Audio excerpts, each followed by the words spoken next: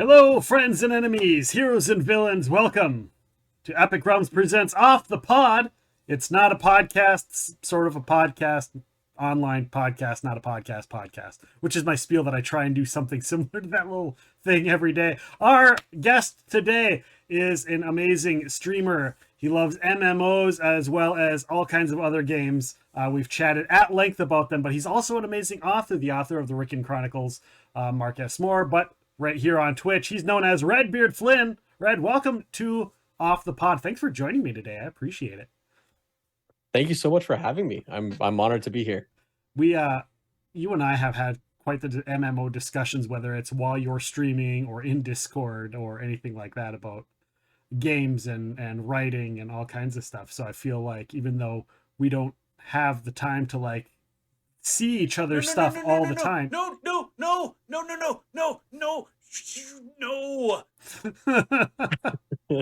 Thank you for the no alerts. But we still tend to try and catch up, and I feel like we're a kindred spirit. Like, even though we don't see each other all the time, I feel like anytime we could sit down and just be like, blah, let's sit and chat for like an hour, and nobody would know that we hadn't known each other for years. So I just get that feeling every time we chat. So I thought, hey, I definitely got to have you on the show at some point. Obviously, there's a lot of people that I want to have on, but I definitely wanted to get you on and do this. So your YouTube thing's been exploding. I've seen it's just been growing and growing. So I see it, and I look every once in a while. I'll see like the pop up, where it's like you get the list of these are the channels or whatever, or the videos that have popped up, and every time I see it, I was like, the hell's this guy's got like this professional looking picture with the little logos and the things. I was like, man, I need to step up my game, because look at this shit, it's awesome. So how has adding YouTube to your thing been? It's been very different. It's crazy because I started out with Twitch, right? Like, I didn't know what I was going to be doing or anything like that. I was just trying something out. And then I got the idea from looking at how you're supposed to grow, and well, go ahead and try some YouTube. And as I started doing more and more YouTube, I realized that I was really enjoying the creative process of YouTube. And it just became one of those things where, while there was certain things it lacked, there was other things that were a lot of fun. And it's been a roller coaster. I mean, yeah, it's a lot of work, ton of work, but it's a lot of fun work, and one of those things that you just really find enjoyment in doing. It's a creative process, the editing, the scripting, and starting to slowly find your voice a little bit, and your YouTuber voice, as it were. And Yeah. it's been really crazy, and yeah, it's kind of blown up. Yeah. Yeah. When you're talking about your scripting, do you like actually write down like, this is the script for each and every video, and then do you like put in there with it like, okay, I want to have a pop-up here, and I want to have a little image here, I want to have a clip of me playing here? So I actually, for a while, the goal is to get to where I'm kind of just doing bullets, but I'm not at that point yet. So I am writing out my whole script, and I kind of had like, I don't know what they're called, like stage direction. Yeah. I wasn't doing that. And then I started, when it would like pop in my head, I started putting them in there. Like, I want this clip to be showing when I'm doing this, or, zoom in here, whatever it is. And yeah, when I started doing that, I started to realize like it was becoming easier, because it's more of a planning out process of planning the whole thing out. And when you do that, it makes the editing of the video a bit easier than it would have been otherwise. I'm going to pull up, because I didn't think to add your YouTube channel to my automatic pop-up. So for those that just watched in the stream, they just saw that your Twitch popped up and the Amazon link for your site popped up. There's the YouTube. I'm going to go and add that to the automated Nightbot thing, just so everybody has access to it. Yay, editing on the fly. But that's what the show's all about. The show's all about the ridiculousness of, see, this is what you were talking about earlier about, you don't have to stress about the live stream when you do that, right? yeah, no, I just have to, stress about if I uploaded the thing correctly, or if I uploaded partial video, which I've done that before. Have you done it where you've uploaded it where you haven't edited like the front and the back end properly, and then it's like, damn it, people have already seen it. Do I go in? Do I delete it and then re-upload it where it's edited, or do I just go into the YouTube editor and cut it down there so that that's all they see? So I have a friend, Gamma, and he likes to point out the issues that I have. Oh yeah. So most recently in a video I did, he pointed out a spelling error, a typo I had on a text that I had put up there. And then he pointed out in another video where there's a slight area of the green screen that wasn't covered. And before that, he pointed out something, another error with another video. And I was like, oh, it's fine. That video is not going to get any views. It's about Baldur's Gate 3. I mostly do MMORPGs. And at the time, it was a 10 of 10. For anyone who doesn't know, YouTube has metrics where it looks at your last 10 videos and says where the video is doing based off of those last 10. So steadily throughout the day, it kept rising until it went to a 1 of 10. So it went all the way up. And I was like, the whole day I was just like sending a message like, this is your fault. This is all your fault because you pointed out this error. And now everyone is watching this video with this error. So it's at that point, you just kind of have to let it go. Like if there's an error, I mean, there is editors and things you can do in YouTube specifically for what we're talking about. Thank you, Rockon, for the resubscription. Appreciate it. We'll get to chat here in a second, guys. But you can edit the front and at the end of it, like, but you can't really edit anything in the middle. Yeah, yeah, that's for sure. I wish you could. I wish you could just clip out. Yeah. Although that doesn't necessarily affect me because it's usually it's a conversation. So like the middle part, you're like here, and then all of a sudden it jumps over here. If I had different angles, I've thought about doing that for our tabletop RPGs where it's like, because everybody's got their individual faces and I can like have it just their face. So I could edit and then I could cut, the long pauses or where somebody's thinking for 15 minutes about whether they're going to, throw an axe or cast a spell. I could then edit that out. But I can't do that when like they're over here and then all of a sudden you see they're over here in the next, the next edit. So see, that's why you just have to be a barbarian. You don't think, you just go straight in. Right. Always attack. At least that's how I play my barbarians. Murder. Well, I mean, those can be complicated too. Like, do I have a thing where I have a build where I can turn my rage on and turn it off at will, or do I get the effects, and do I do that?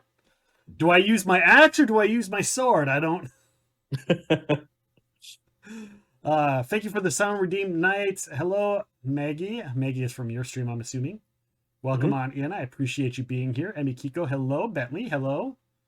Octavius, thank you. Welcome, hello. And of course, Rockheim, welcome on in. You guys can feel free to chat. My rage is constant. Octavius's rage is constant. We will we'll be chatting with the thing. If Red sees something and he wants to bring it up in chat, we'll just stop and chat and with you guys. And of course, while we're having the discussion, we'll come back to it. If we don't catch up during the stream, the conversation or the topic, we'll catch up on chat after every topic. So let's start talking about, we're talking about video games and streaming and all that kind of stuff. Your YouTube's been a lot of MMO stuff lately. Is that the goal, is to have it just be an MMO channel? So the goal, it started out as basically start with what I know, right? And the things that I knew most were MMOs. Essentially, Everquest was the game that I knew best. So all my original videos are all about Everquest. Yeah. And then it kind of morphed into about MMOs. And then what is an MMO but an MMORPG? So made sense to start doing some stuff on RPGs as well. Yeah. And that's kind of where it's all in that realm of RPGs. So the different types of RPGs, with MMOs being kind of the focus, the main focus. Yeah. Yeah. And you mentioned Everquest. Was Everquest your first?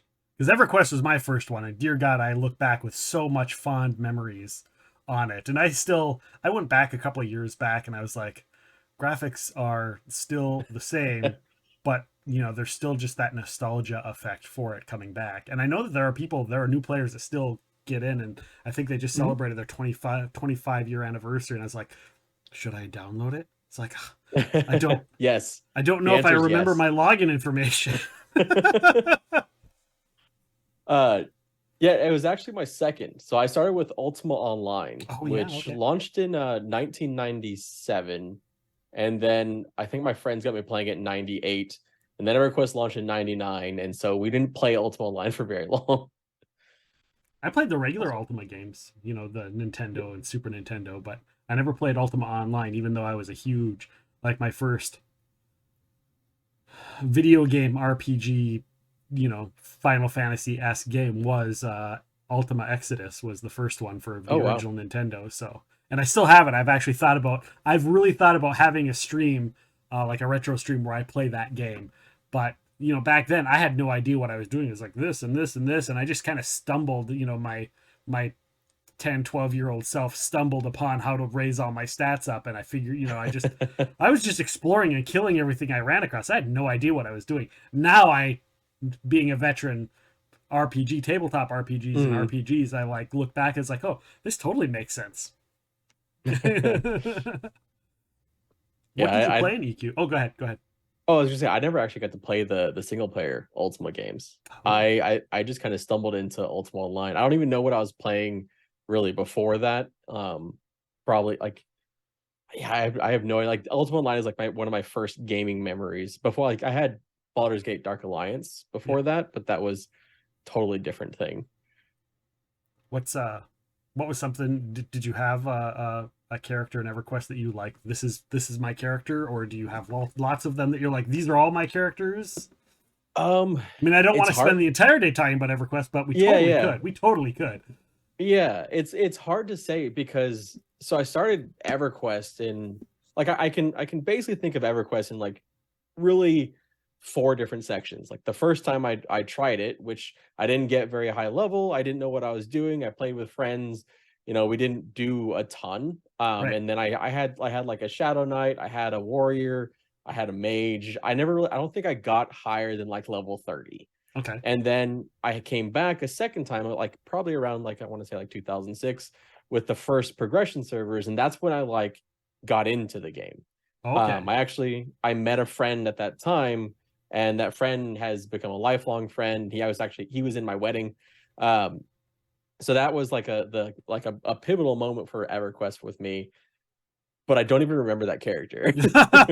I don't. I played a Shadow Knight, I think, but I don't really remember that character. The one that stands out now is I came back in 2016 for the Finagil progression server, and that was I spent basically 4 years just straight playing EverQuest and raiding and doing everything, doing all the content, staying with the same guild the whole time. I basically had three different characters I played during that time, but it ended with a berserker, which was the most fun I've had in that game, just kind of destroying things with DPS, and it was just a fun thing. So I really enjoyed that class, and it makes sense because in D&D I was always a barbarian, Yeah. so yeah, it was kind of like the same thing, a little bit. I don't think I remember a berserker class. I remember the barbarian class, or was it the same thing? They changed the name, or So is it like an so offshoot? Yeah, so in EverQuest, Barbarian is a race, and then Berserker was a class, but Right. Berserker didn't come out until Omens of War. Right. So that's a couple expansions in. So if you played early in EverQuest, you never got to play one. So like I played a Necromancer when I first started that progression server. I love my Necromancer, but I just shifted over to the Berserker when it came out Yeah. and stuck with it for like 2.5 years, I think. Okay. Yeah, I remember the barbarians, and I didn't know that the berserker was Omens. Omens of War must have happened right after I was done. Yeah, it was the Because around 2005, I think. yeah, because there was I 2006. did the thing. I think Planes of Power, and then there was one that came out after that I played where they had the Beast Lords or the Beast. Yeah, so What were Beast those Wars would have called? been the one right before Planes of Power, but then right after Planes of Power was Lost Dungeons of Norath. So that's when Yep, you started I to have played that instant. one. Yep, I played Yeah. that one. And but yeah, so it was around then. And then I left and I came back after that, and it was for me it was kind of I played a paladin. I had a nature paladin of Karana, which was really Okay. rare. Nobody Yeah, played yeah, that yeah, yeah. particular thing, but nobody realized that there were like three or four unique items that you could only get if you Yeah. were a Karana paladin, And so that was I was like, that would be kind of cool. And I think I ended up being the second highest AC paladin on our server. Oh, nice. And so yeah, I did all the Planes of Power stuff and fought Quorum and all that. And then I took some time off, and I came back, and one of my guildmates and one of my close friends, who was a ranger, was when I came back, he was the number one ranger on the server, hands down. And so then I came back, and he's like, "Yeah, I'll grandfather you into the guild that I'm in, and you can come join us on stuff because we do back, people that are grandfathered in. Basically, if you are within a certain range of whatever, if you're like for him, he was number one ranger, Mm-hmm. you get the ability to grandfather people in to the guild Oh, for okay. certain and you could only get so many, and he hadn't used any of them, and I was the only person he ever grandfathered into the guild because he knew. And I Oh, came that's into the awesome. guild, and the people at the time, after I had come back, some of their top paladins still didn't have the AC I had, because one item I had, like, it was a shield back piece, and it was normally the shield back piece was like the haste shield that gave you like 7 AC, and mine was like Yeah. 50, and it was Oh, super wow. impossible. It was, I won't tell you how long I spent questing for that and fighting this one particular Looseland or Lucklin mob just to get the Mm-hmm. damn thing to in the quest. But Yeah, yeah, there's so I there's came a back, and they're like, "How is your AC so big? I thought you said you hadn't played in 10 years." Sorry. And now I'm sure it's not even a close, but it was fun. It was fun. Yeah. Where did you go from I there on was your MMOs? So, I mean, my whole time with MMOs has been all over the place. I went Ultima Online, EverQuest, Star Wars Galaxies, Vanguard Saga of Heroes, World of Warcraft. I played pretty much everything. There's a couple like big gaps of like well-known ones that I didn't play. I never played RuneScape. I never played Lord of the Rings Online until last year. Yeah. And so there's a couple of games I didn't really play, but I tried like everything. Age of Conan, Warhammer Online. I spread my wings a lot trying to find a game that would have the same sticking power that EverQuest did. I always ended Right. up kind of going back to EverQuest every couple of years just to kind of have fun with it again. I had that issue. That's why I still, every time I knew they're like, this is a new MMO, I was like, oh, I got to play that Hmm. when it comes out so I can get in on the ground floor. And what was this last one? The one that's like a colonial era game.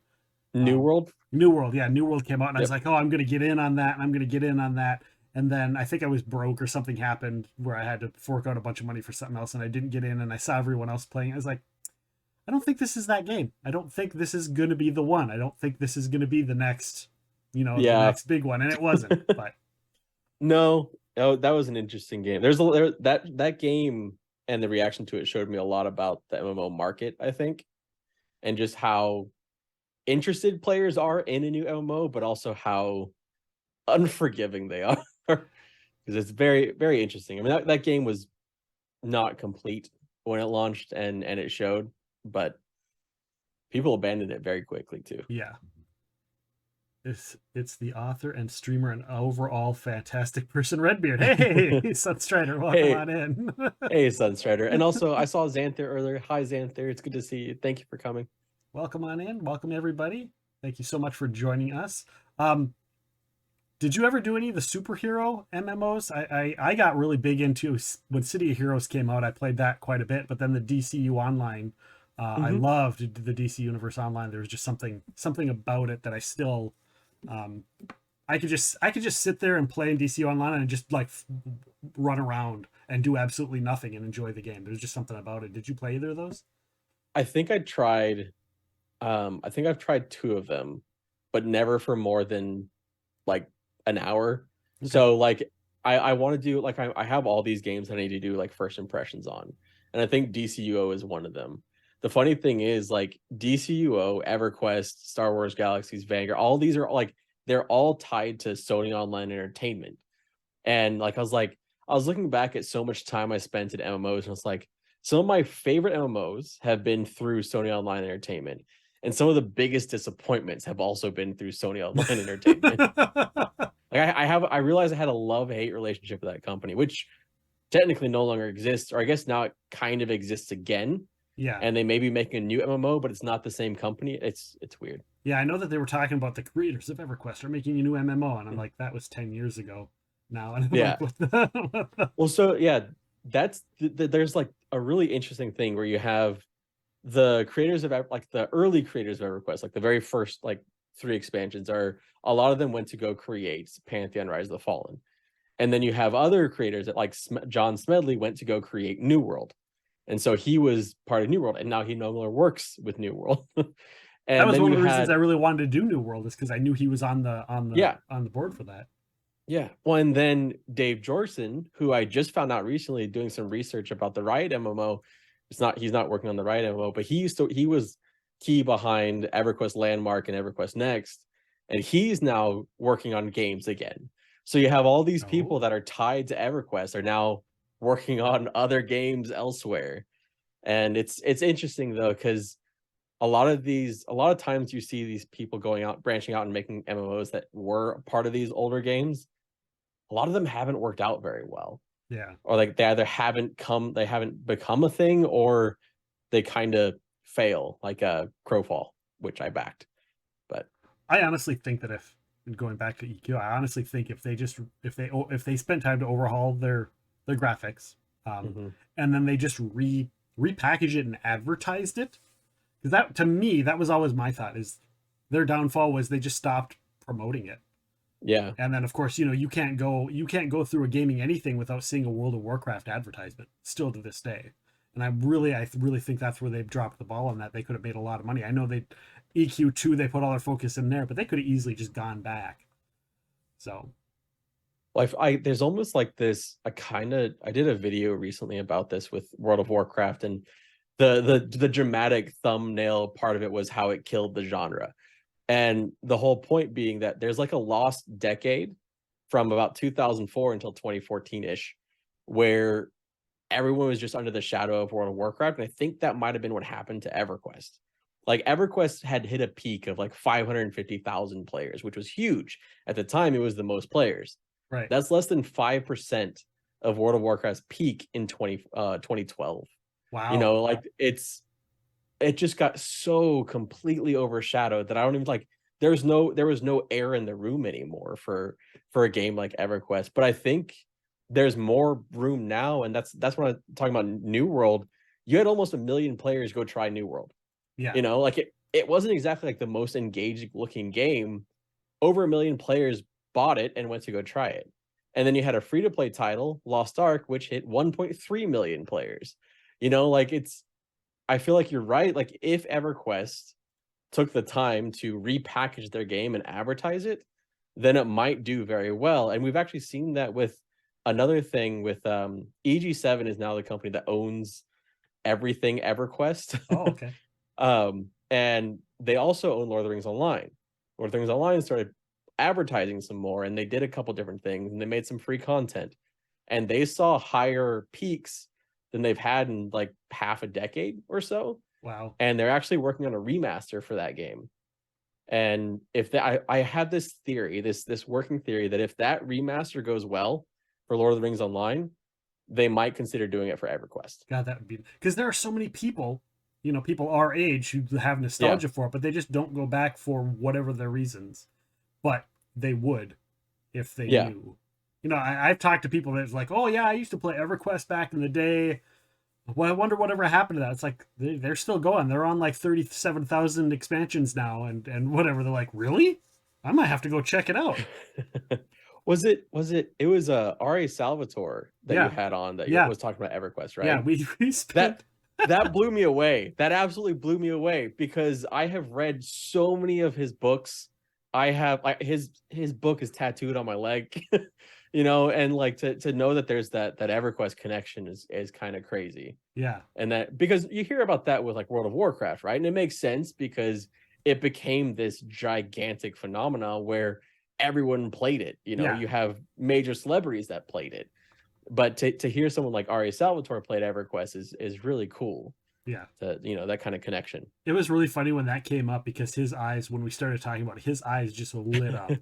And there was like this extra connection. And then after the show was over, people don't know this. After the show was over, he and I just sat here and talked for about an hour about whatever. We just bullshitted, and a lot of it That's was awesome. EverQuest and video games, just because he had so much fun on the show and the Q&A afterwards and all that he just wanted to, sit and chill and hang out. It's like, this is cool. I don't know how this happened, but F it, I'm enjoying this because he's just a cool freaking dude. So, and That's yeah, what. we traded. He gave me access to message him on Twitter and stuff like that. Oh, that's awesome. And then of course, the whole Elon Musk thing happened, and so he yeeted out of Twitter. Yeah. So now I have to go back to going through his agent again when I want to do stuff with him.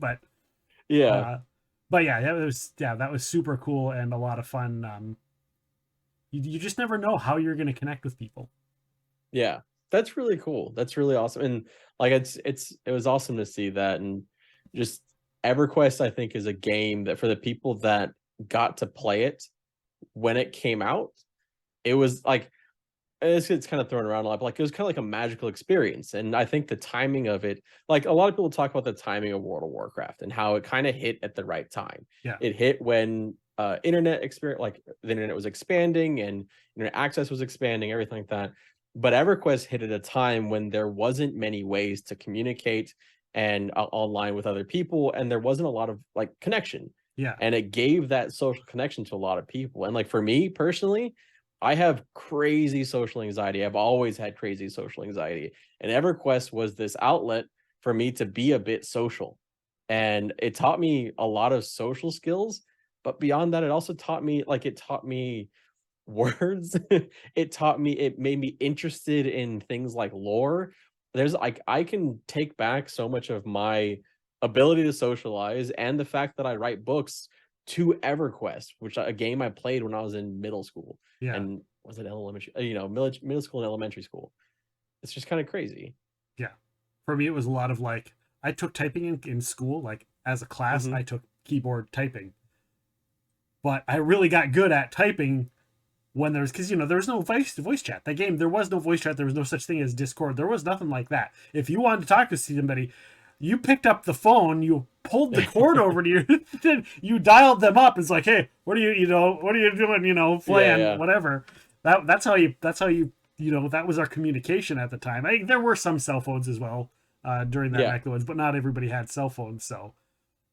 So yeah, it was very much in there. You're like sending messages and tells and /T and whatever it was. So yeah, and same with the quests in there. Like to me, what made EverQuest, I liked the challenge with the quest, whereas some other MMOs, it's like, take this quest, okay, go this way, and it leaves you a little trail, and then it shows you a little star where you're supposed to go. EverQuest, it was a puzzle. You had to solve the puzzle, and what they're, they would say something, and you have to textually respond and use keywords in a sentence that made sense before they gave you the next line. And you had to either figure it out yourself or go online and see what other people had figured out. So it was a puzzle, and to me, that was what was cool about it. Yeah, for sure. I think that was something I was used to coming from Ultima Online, where you had like, EverQuest felt like a huge jump forward in quality of life, because like you could click on a vendor and you would open up their vendor. Whereas Ultima Online, it was like you had to type out vendor buy, or to go to the bank, you had to type out bank. Or if someone was trying to kill you within the area of the guards, you yelled guards, and like the guards would appear. Like it was, everything was by text. But funnily enough, there wasn't really like, for the general populace, a way to communicate with everyone. So like that's when you use stuff like ICQ and stuff like and AIM.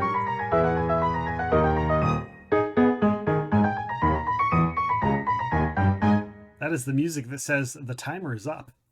Oh, nice. And our subject is over with. Well, but we'll continue to chat a little bit and talk to chat. Xanther says, always interesting to hear what you have to say. Good to be here. Sunstrider agrees. Octavius says, "All Salvatore, so lucky to be able to talk." Thank you, Octavius. Bentley says that WoW is what helped them find my people. It really helped me learn to socialize as an introvert. Same. Very much the same for me. So can you scream suddenly and scare Red? I mean, he can hear all of the alerts. So take that for what you will. He can hear all the alerts. So Gamma is the person that I was talking about earlier who likes to point out my mistakes in my YouTube videos. Oh, And that's I was you. talking about the one who told like pointed out the mistake in the Baldur's Gate 3 video that went from a 10 of 10 to a 1 of 10 after he pointed out the mistake. Thank you. Thank you so much. Oh, yep, that was me. He also likes to scare me in every single Twitch channel that I go on. Yeah. Like that. Like that. Like that. Try it. Do I need to turn it up for you, Red? Is it loud enough? I'm good. No, I think we're good. We're good. Emmy loves the timer sound. If you guys have anything to say about MMOs, feel free to ask. If you have questions for Red about MMOs, I'll give you a few moments to ask questions about them. I know I asked a couple, and of course we seem to focus a lot on World of Warcraft and EverQuest, but that's because that we both have a big nostalgia feel for that. You mentioned how you've been playing some Diablo lately. While we give people a chance for that, what are your first impressions on Diablo 4? So Diablo 4 it's been very interesting jumping into it over the closed beta weekend, because I haven't played. I played through Diablo 3 a solo alone. I just played the story, and I played a little bit of Diablo 2 when I was younger, but I've never been like a huge ARPG fan. But I got to jump into Diablo 4 this past weekend, and it was fun. Like, yeah, it had its issues. There was lag, there were server crashes. I heard about the server. I saw that Octavius has been streaming that a lot lately. Yeah, he's had some server crashes as well. Yeah, well, I had the crashes and the queues. I mean, but that was mainly the first day, and then the next couple of days there was lag issues, but it was still a lot of fun. It's interesting because like the combat feels really good. Okay. It feels really weighty. Like the combat actually has weight, which to me is not something I generally think of when I think of an ARPG. I always kind of think of ARPG combat as a little bit floaty because you're kind of just mowing down tons of different things, and plus you're kind of like up and removed from it, but it felt weighty. But I think like the main two things to me that were the most fun, besides being able to play socially with other people, is the story is super dark and interesting. And then also the world itself, even though it's an ARPG, it feels more open. Like there's points in going around and exploring because you discover things, you discover dungeons and discover like resources all around it feels more MMO like in a lot of ways. Yeah, the way that it's been constructed. And then you do have the social parts. I got to play with 2 different friends over the weekend, which is a lot of fun. They want to know what your thoughts are of it being more MMO like. So I think that's I was just saying I think that's part of why I liked it so much. Like it has that feel a little bit. Like you group with people, you can talk to people. One of my favorite experiences was just someone making a joke as we were waiting for a spawn that was like, we have whirlwind at home, talking about the barbarian whirlwind skill. And then all I did was like all of us just started like spinning around with our cursors. Like it's just like those are the organic things that happen in an MMO that don't happen in an RPG because it can't. I mean, if it happens in an RPG, it's probably because it's a bug, which can be great. Right. But it's just like those organic things that you can't really build into a game. You just have to let people make it themselves. And I think that's something that MMOs have. When I've watched people play, and I told you this offline, and a lot of the people in my chat, they know I've never been a huge Diablo fan ever. Like to me, I didn't have fun other than maybe a Nintendo where you only had 2 buttons. I mentioned this. I didn't like the faster you click the button, the better you do in the game for an RPG type game. So that really turned me off to the Diablo games originally. But this, watching people play it, it feels more like a Baldur's Gate type game than what the new Baldur's Gate type game is. They got the new Baldur's Gate, and I'm like, that's not Baldur's Gate. But this looks more like what Baldur's Gate 3 should have been like. It reminds me, I don't know if you ever played this. Did you ever play Baldur's Gate Dark Alliance? Yes. So that's what it reminds me of a bit. Yeah. Like Baldur's Gate Dark Alliance was definitely a little bit. I played that a long time ago. I think it was less spammy than Diablo is. Yeah. But I think that was their answer to Diablo. That was D&D's answer to Diablo. And But I that's love those games. right. So it definitely is But like, it feels like it feels like a cross. It feels like a cross yeah, between Diablo and yeah, yeah, and Baldur's Gate, which would be Dark Alliance, yeah, for yeah. sure. Which I Which didn't and I just didn't mind that. I Baldur's Gate liked. 3 is amazing too. By the like I haven't the played it yet. oh and you're the combat obviously being different, like it's turn based and everything, but it's so much fun. It's so good. I was waiting for them to be done with it. I didn't. I've noticed that games that come out where they have like this is an early access, like Valheim, Hmm. I'll play it and then I'll get through whatever the content they have for early access, and then when they Yeah, finish the game, I'm like, yeah, I'm over it. yeah. I'm over it. That's fair. And that's kind of, and I didn't want that to be the way it was for Baldur's Gate, and I have a feeling that's still going to be the way it is because the world at this point, other than the hardcore Baldur's Gate people, the world in Hmm. general is like, yeah, well, we played that, and it feels like that's kind of the Yeah, situation. But I still think I'm still going to play it. I don't. We'll see. yeah. It feels like it could have like a soft launch in August, but it's just I think it's just gonna be one of those. It's good. It should be a really good game. I mean, it already was a good game to me. Yeah, And I got 30 plus hours out of it in early access, and yeah, like I am forcing myself not to go back and play it right now because like I just have to wait till August. yep. That's what I'm doing, and I will Hmm. get it in August. I might order it early just so I can get Hmm. the little bonus stuff that you get for ordering it during the early access period, Yeah, and then just let it sit in my Steam account. I was so tempted to get that collector's edition when they posted it. It has that statue Yeah, of a drow and the yeah. No, I was like, I can't. I just I just want to can't. know. Do you know if it ties into the storyline, the main story? Because in the first and second game, in Baldur's Gate and Baldur's Gate 2, you are basically playing the same character in his story. Mhm. Um, is it that, or is it just in the? It's just in the Forgotten Realms world, and it's a It's different it's story. way in the future as far as I know. Okay, Like it's taking place way in the future, but there is a character from the first two Baldur's Gate that does come back. I'm Uh assuming it's Minz because he's yes. got it. He's their he's the D&D iconic character that exists Yeah. because of Baldur's Gate. Like, Yeah. So he was revealed late last year at the Game Awards, I think, mhm. last year. Like with a whole cinematic with a mimic and everything like that. But yeah, it was he like it's supposed to be way in the future, so everyone's dead except for him. Except for him. Yeah, Why? because I We'll think he was find turned out. into a statue or something like that. Oh, that makes I want to sense. say, I mean, yeah. that's always the way you got to do it. And I'm assuming they also have to like because Baldur's Gate 2 was second edition. I don't even think that was third edition, and they passed time between third edition and fourth edition, and now, Yeah. so obviously, for sure. Octavia says, "What will I do when Diablo 4 doesn't crash? I won't know what to do." I think Uh, we get plenty of crashes next weekend too. ugh. Well, I hope for everyone's sake that there are no crashes and they get everything fixed. I played 2 hours of Baldur's Gate 3 and then decided I liked it enough just to wait until the full release. That's fair. Good call. Good call. If you ever played Divinity Original Sin 2 and enjoyed that, you'll love Baldur's Gate 3. I haven't played it yet. Everybody keeps telling me to play it, and I didn't even know about it till after I started Hmm. streaming. Because I was looking for stuff for me and my wife to play because we were thinking Oh, like okay, maybe yeah, we yeah. would do a couples stream where we both play and you get to see the both of us playing a game together, and that was on the list of things to maybe do.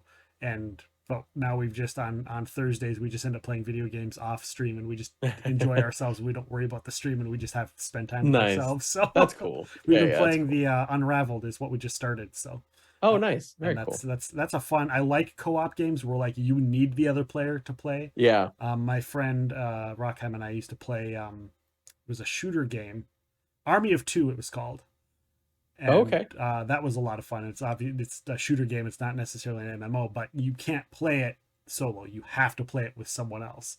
And there's like teamwork things where it's like one person will fall through and the other person won't, and you'll go through, but then the other Oh, person that's has to cool. open the door so you can get through or whatever. And and you can make decisions and your decisions affect the game. It was a really cool, unique idea for a game.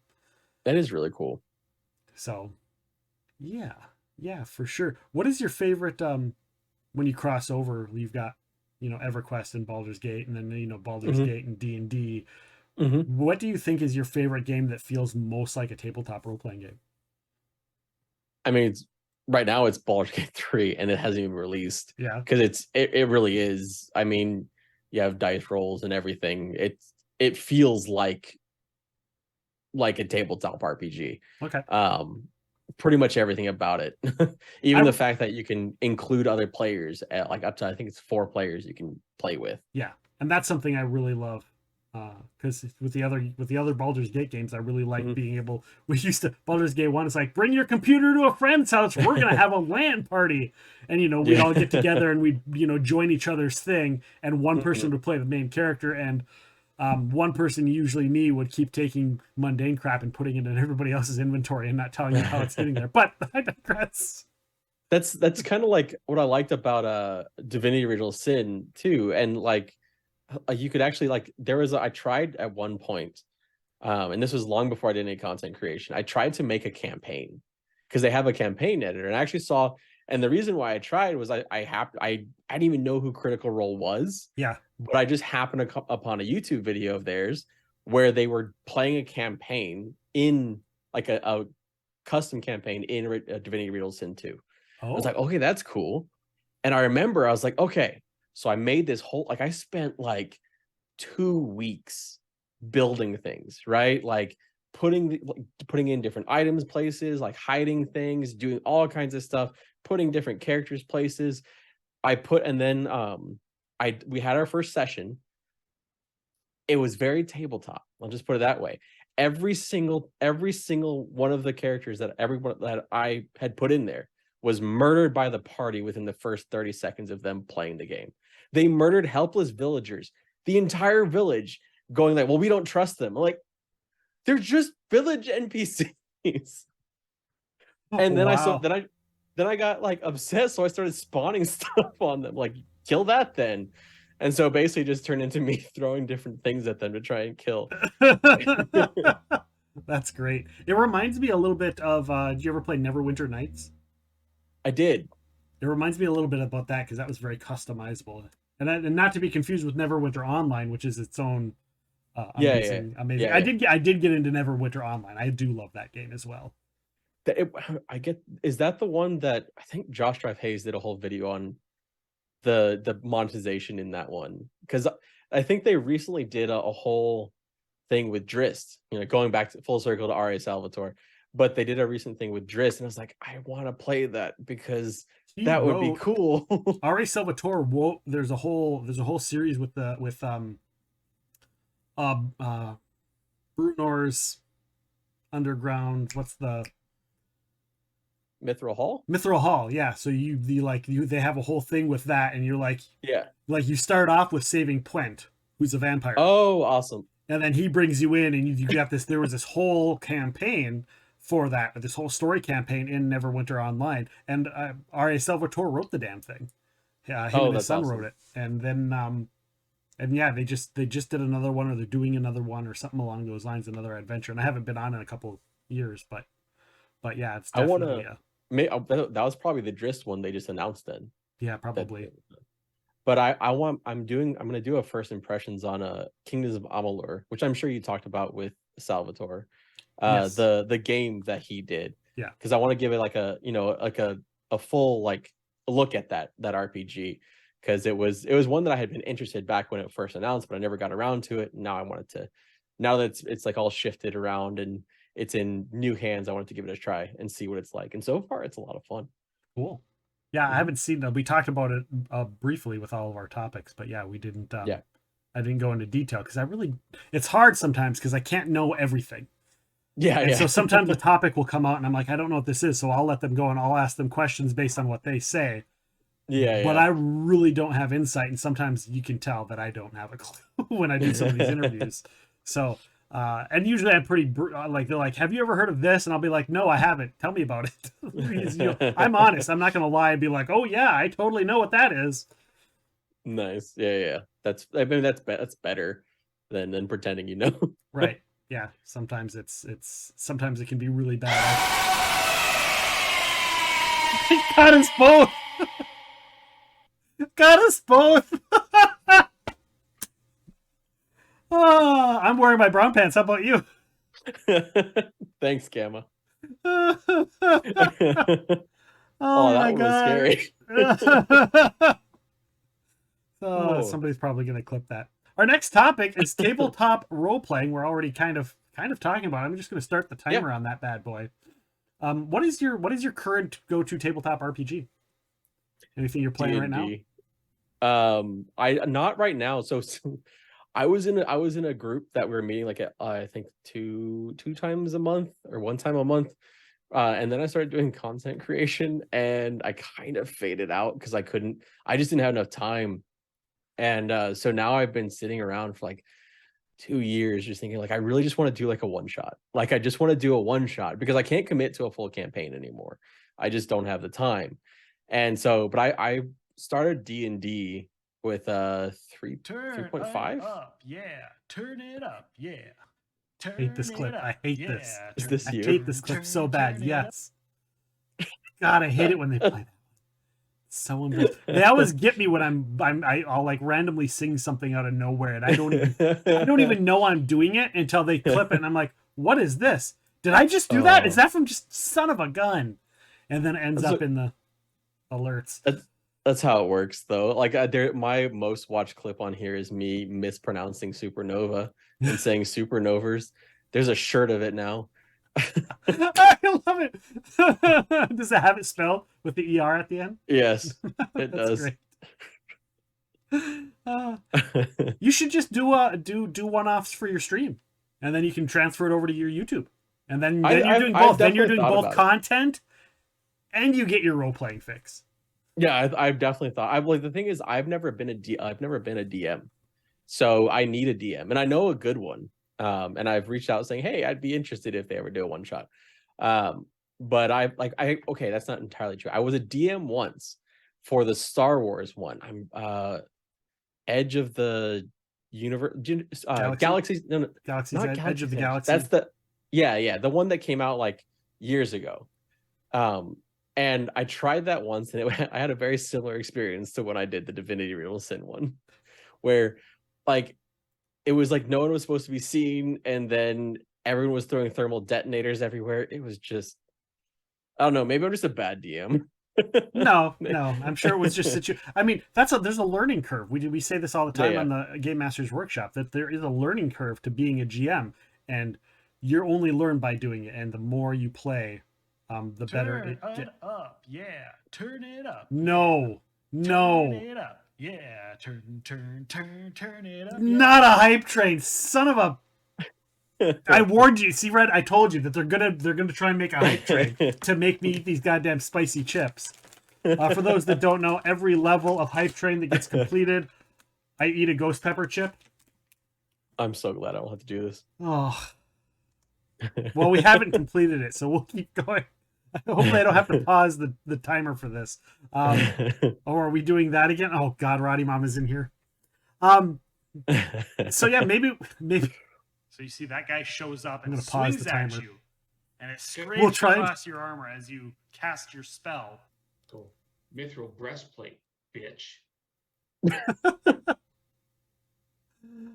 Oh, thank you, Lyric. All right, so yeah, it's really just a playing it and learning. Thank you, And kind of it's a learning curve. So you're like, this is what works, this is what doesn't. What should I allow the players to have? Like, should I let level 1 players have thermonuclear detonators or not? You know, that's like giving first level characters access to fireball and lightning bolt and chain lightning and wish, you know.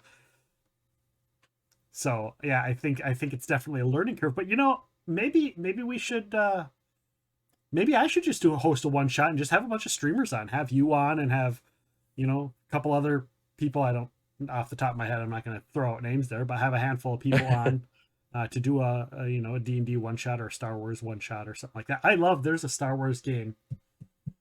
It was like the third one that Wizards of the Coast did. Maybe it was the second one that I really liked. It was very kind of 3.5 D&D-ish, but it was really well thought out. Oh, nice. And it was really well balanced. So like you could be a Jedi or you could not be a Jedi, you know, and you could cross over your stuff. And it was kind of ahead of its time as far as role playing goes, because it was kind of like 3.5, but it was also a little like what 5th edition is now. It had some options, and I really like that system for Star Wars. I'm old West End Games Star Wars role player. So Oh, nice. So yeah, See, thank you, Lyric and Roddy Mama, for the bits. Appreciate you. Go ahead.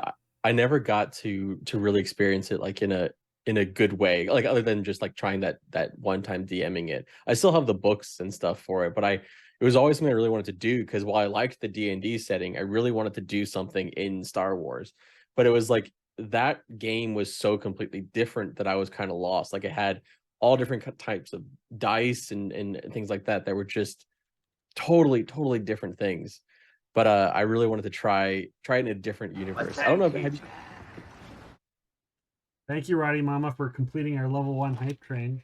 there you go. Red, you might just have to keep talking while I eat this goddamn chip. Well, I was going to ask you a question, and I want to wait for you to eat the chip. And I don't have any full size chips, so I'm gonna have to like take a couple broken pieces. Oh wait. Here, let me read. While you eat that, I'll read Gamma's comment. Okay. In my first tabletop RPG experience, we accidentally killed an NPC, and the DM was like, "So we have to stop now because he." Wait, what does it say? Oh shit! Is that another one? I think that's another one. That is another one. So we have to stop now because he's all of the exposition, and now I don't know what to do. So we'll continue next week. That's kind of amazing, Gamma. Red also likes spicy chips, so I think you should have some of these on what your next stream. I'm fresh out. You go buy some.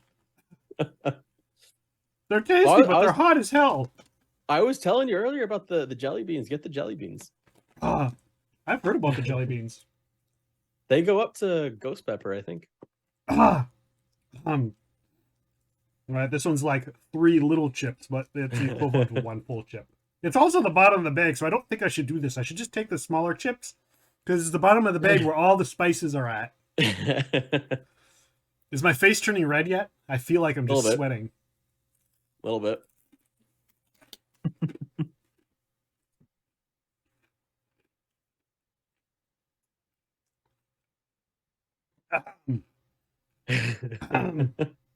I'm like, this is weird for me, because normally I'm in your position. Mm-hmm.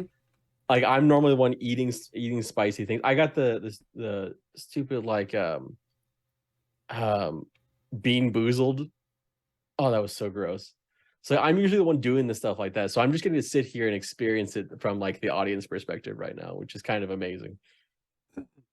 These aren't those Stelia. It's been the bottom of the bag for you for a couple of weeks. Well, that's not my fault. It's not my fault you guys don't make me finish them. I'll leave you alone now. Let others have the fun. Thank you, Roddy. I do appreciate you. I do appreciate the hype train, everyone participating. Thank you so much. Whether if I'd be fine with hot stuff. Ugh.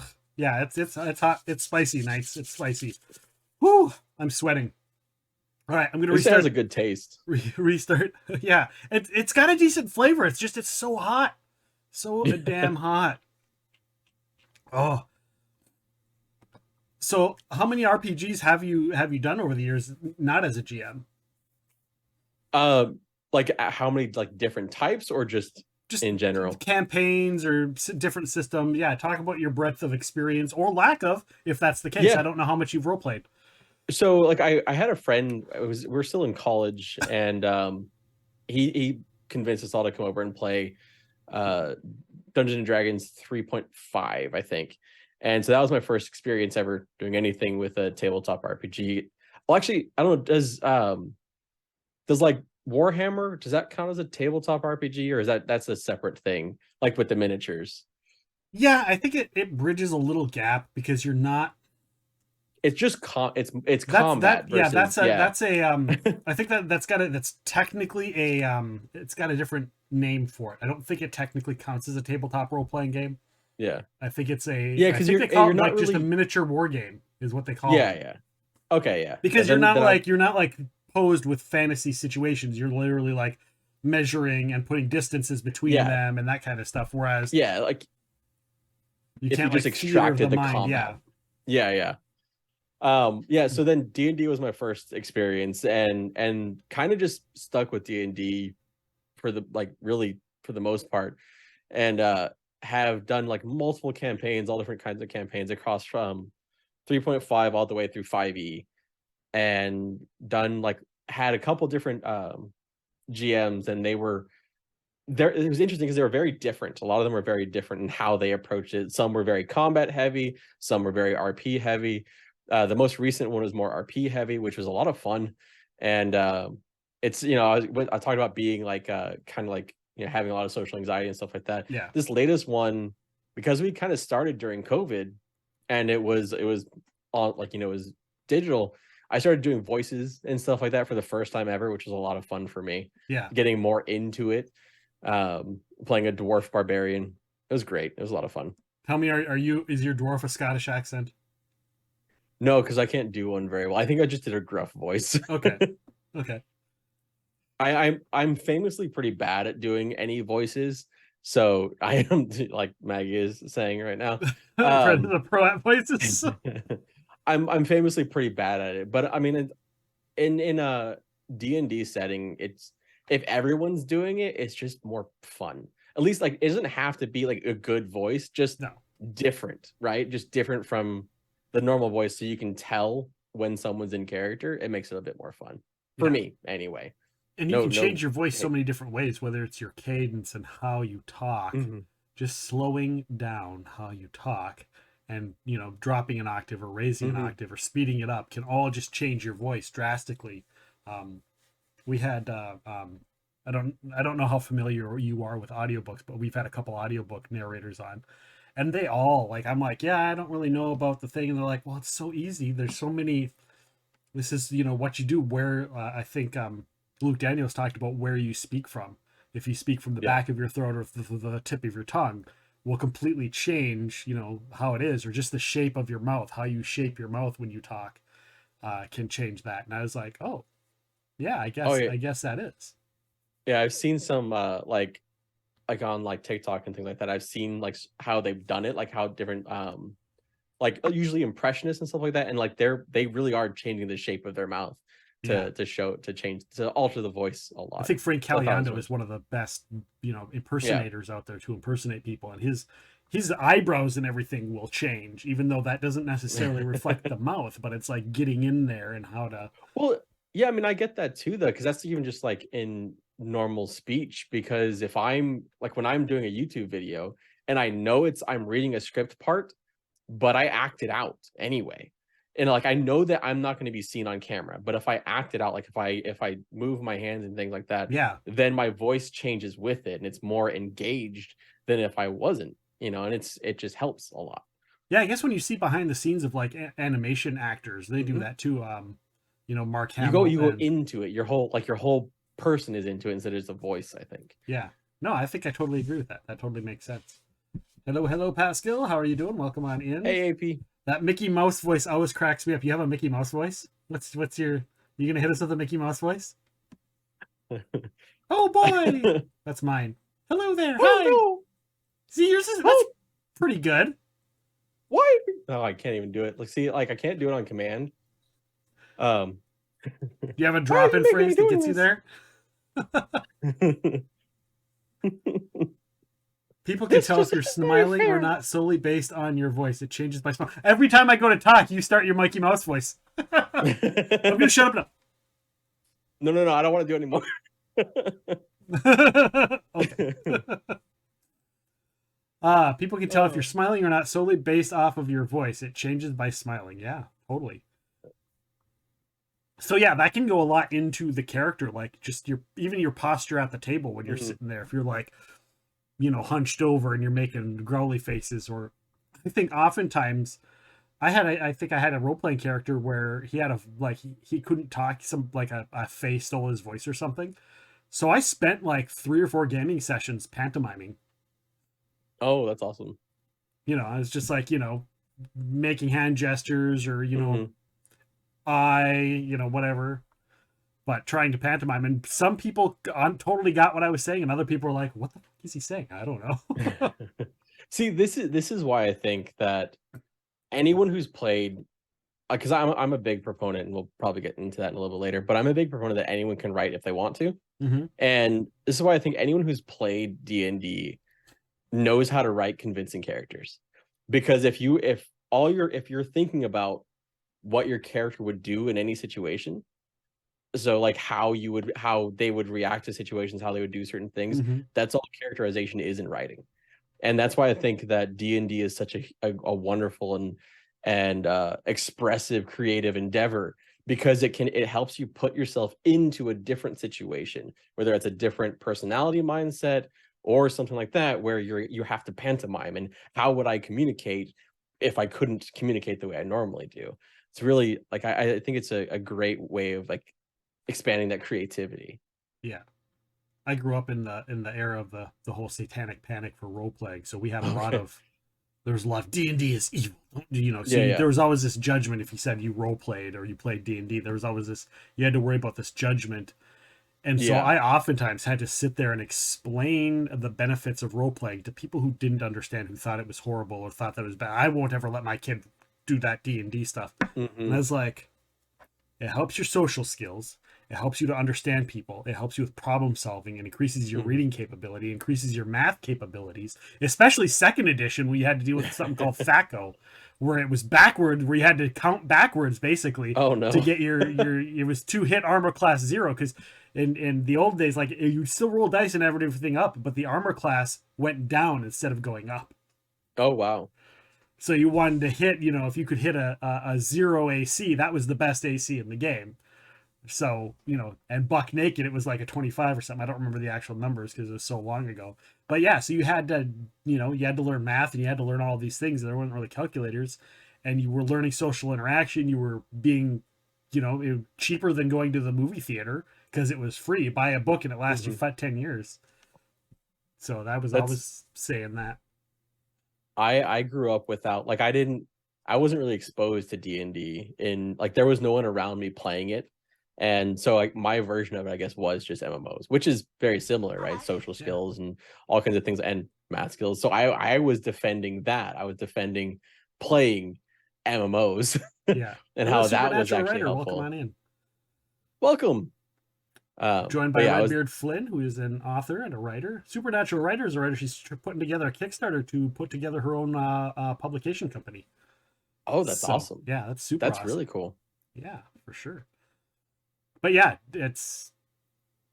I agree 100%. Yeah. I mean, it definitely like improved like my, like, even going into college, like it improved my social skills playing D&D when I was playing it then, because it especially like as you got more comfortable, it let me let myself go a little bit. Now for me, like, I didn't fully fully let go a lot of it, more of my inhibitions, until I started streaming. Yeah. But D&D, like, it was like MMO to D&D to streaming. Like it was a progression Yeah. of being able to be more open with personality and creativity. And being like self-accepting, I'm assuming, as well, because there's a lot of social anxiety with role playing, especially when you're going, even if it's just your friends that you trust and you've known for years, to go and sit down and play this character and just talk in character, you know, because it's a little embarrassing, like, to look at your character sheet and be like, okay, what do you say to the bartender?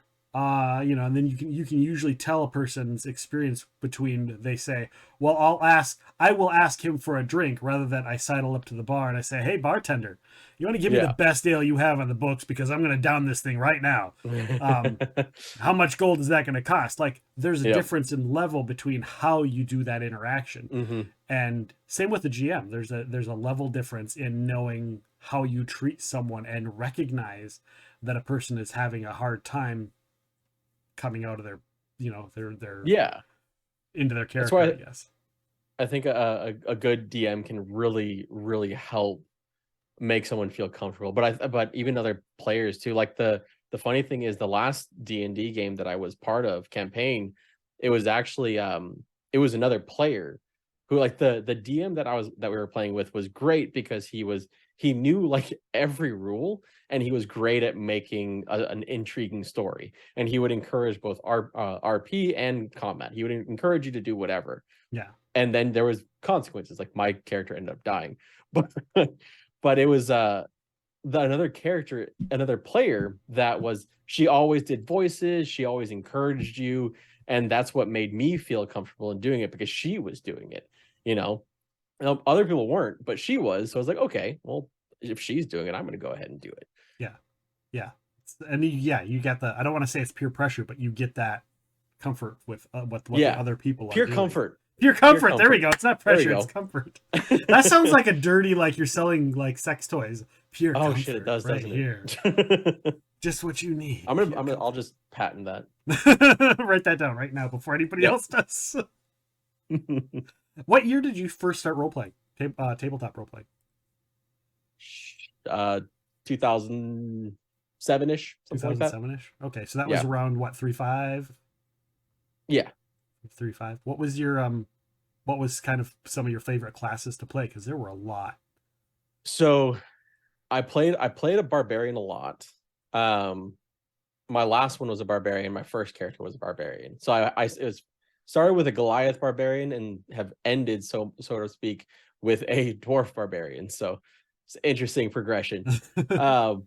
But I remember having, because I think we didn't know how it worked. I had a scion. I'm certain we didn't know how it worked, because he became incredibly overpowered. Where I think you were supposed to be limiting how many scion points you could use. Yeah. But we didn't know that. So like I would just one-shot things. I just dump all my scion points and be like, okay, I gotta rest for a day. But that was crazy. But I think the character that stands out the most was my first character, because he was a Goliath barbarian who got a strength belt that talked. Okay. And not only that, so he had the talking belt, but then we came across a spell, and the spell made him grow. So he was twice the size. So he doubled in size. And then my friend, who I'm still really good friends with now, he was a dwarf, and like, so he rode on my back. So like it was like that, it was just like this whole crazy thing. Well, 3.5, a Goliath counted as a big creature whenever it benefited you. So it's like, I'm gonna wield a large sword, but then if you were bigger, then you were wielding a huge sword if you wanted to. Well, and it also had its downside, because there was things I couldn't do. Like there was buildings I could not enter because and it was not reversible. So it was just how it went.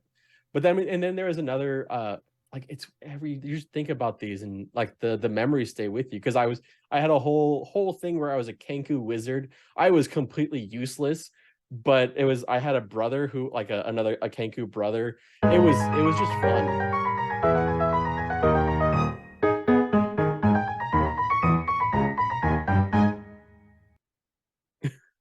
I love that sound. Karen the That's barbarian really crushed the manager. Xanther says peer support could be another phrasing. I don't know. That could also be a bad.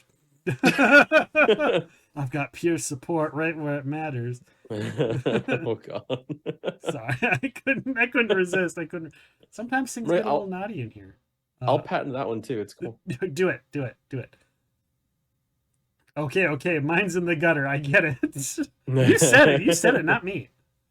I mean, I did say it, but it's only because it was there first. There is. So yeah, we should totally do. I should totally do a. Would you be up for doing a role play stream, one shot? Yeah. Get your role play in. Play a barbarian, something. Sure. Have you played 5th edition yet? Yeah, I played 5th edition. How do you like it?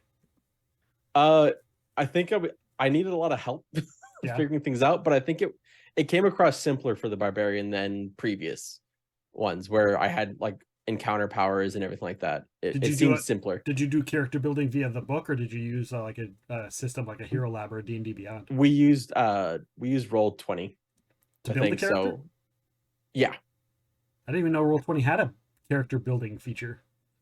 I think they. Yeah, they did. Oh wow! As far as I know. Okay, I know you can. We definitely used some. We definitely had someone who had D&D Beyond though as well. Okay. So maybe we did that. And then just imported it into Roll20 or something, maybe. I think so. Okay. Because they definitely have a thing where you can like go through and create a character. Yeah, you can make a character sheet. I just didn't know if you had like a builder where it automatically does all the math Like you're Oh. like, here's my stats, and okay, Yeah. now all my attacks are automatically this. Yeah, so because I remember they used to have in Roll20, they used to have you had to like have formulas and stuff, and Yeah. you don't have to do that anymore, Yeah, as far yeah. as I know. Okay, I 'Cause don't ever use. I gave up. I don't ever use the Roll20 character sheet unless somebody else built Yeah. it for me. I use Hero Lab, or I use D&D Beyond, or I Never use heard of- pen and paper, old school Yeah. pen and or pencil and paper, because you don't want to use pen. 'cause- Oh, I still remember like always asking like, "Hey, do you have any pencils? Do you have my character sheet?" Yeah. Like I Do was you have an always lose eraser? everything. Mine's ripped off, and you get the everybody who's old school goes, the sound of when the metal from the eraser hits the paper. Oh, you get that cringy feel. Awesome. All right. Well, we are going to. Our next topic, guys, is going to be writing experiences. Obviously, Redbeard Flynn has written a couple books. He does writing. He obviously has talked about doing script work for his YouTube channel and stuff as well. So we'll probably take a break here in a little bit. You guys can go ahead and come up with some thoughts if you want to have more conversations, or have conversations amongst yourself. Again, if you guys want to check him out, he's at Redbeard Flynn here on Twitch, at Redbeard Flynn on YouTube, and you can check out his books, The Rickon Chronicles. You can search for that Mark Moore or Mark S. Moore on Amazon or whatever, or when the link pops up again here on the stream, you can go and check out those books. And we'll talk about those books here in a little bit as well. And I'd like to talk to you a little bit about your audiobook that you have on those as well, because I may or may not have downloaded and listened to that. So surprise. That was it was a while ago. It was after I first met you. I went and got it, but I never said anything because I don't know why I never said anything. So I have no idea. But guys, we will be right back. Stick around. We're going to talk about writing experiences. We have something called our potluck. So we'll just talk about whatever you guys want to talk about, whatever we end up talking about, and we'll go from there. So guys, stick around. We'll be back in about 10 minutes. So thank you very much, and we'll chat with you here real quick in a moment. Oh, and while we're away, there's going to be a quick just listen to me talk about promotion stuff. We've got a sponsorship going on, so you guys can hear me blab about that. We'll see you guys in just a few little minutes. Today's stream is sponsored by HelloFresh. And you guys might know I've done HelloFresh before. I've talked about HelloFresh. My wife and I have ordered and used HelloFresh. These pictures right over here are all our pictures that we took of food that we've made through HelloFresh. We were able to select, you guys know I'm a celiac, so I was able to select food that was gluten-free for me to be able to have, things that, might otherwise be issues, but were not through HelloFresh. We were able to make good decisions, good healthy food choices. We've learned so much. I've worked in restaurants for many years. My mom was a chef. Lots of cooking in my family history, and there were so many just little silly techniques or silly little things that I didn't even realize or know for cooking that we realized from making this food. Some of them look better than others, I gotta admit, but regardless of how they look, they are delicious. I had so much fun doing HelloFresh. They ship right to your door, and they drop it off, and you just have all the things you need right there. So it's like, oh, you need a lime to zest? Oh, look, they sent a lime to zest. And sometimes we had a little bit of leftover food, so it's just so many amazing, cool little things. We still, to this day, even when we don't do that, we're like, oh, this was a really good side dish, so we'll go and we'll buy the broccoli and seasoning or whatever for a side dish. Even when we're not doing a HelloFresh meal, we'll still do the HelloFresh meals. They send you these little cards. You can see a couple of them in the video right here. I don't know why I pointed that way, but you can see a couple little placards, and you can keep those. And so whatever you get for your HelloFresh for your recipe, you get to keep that for all time. So if you want to go to the grocery store and order your own stuff, you can totally do that. So, I love that one. I love that one. But yeah, it's just, the meals are freaking amazing. You can get healthy meals. You get meals that you want. If you have dietary restrictions, you can do that. The cost is not a lot, especially with the code I'm giving you. Your first order, 60% off. Plus free shipping. You don't have to pay for the shipping on your first one. And it comes in this little box. It's refrigerated. They got cooler packets. Some people like those cooler packets. I know I'm like, look at it. I'm getting cooler packets every time. Now I got a freezer of these things that I can save for when I go camping. So now we throw them in our coolers when we go camping because we have a bunch of them. And if not, then they're recyclable. You just can send them off to get recycled. So yeah, it's just pretty freaking awesome. They come straight to your door. Guys, if you like to cook, this is a great thing. You might learn something. If you don't like to cook, let me tell you, it's easy. It's not hard. It gives you step-by-step instructions. You figure out real quick, and you can learn how to cook food.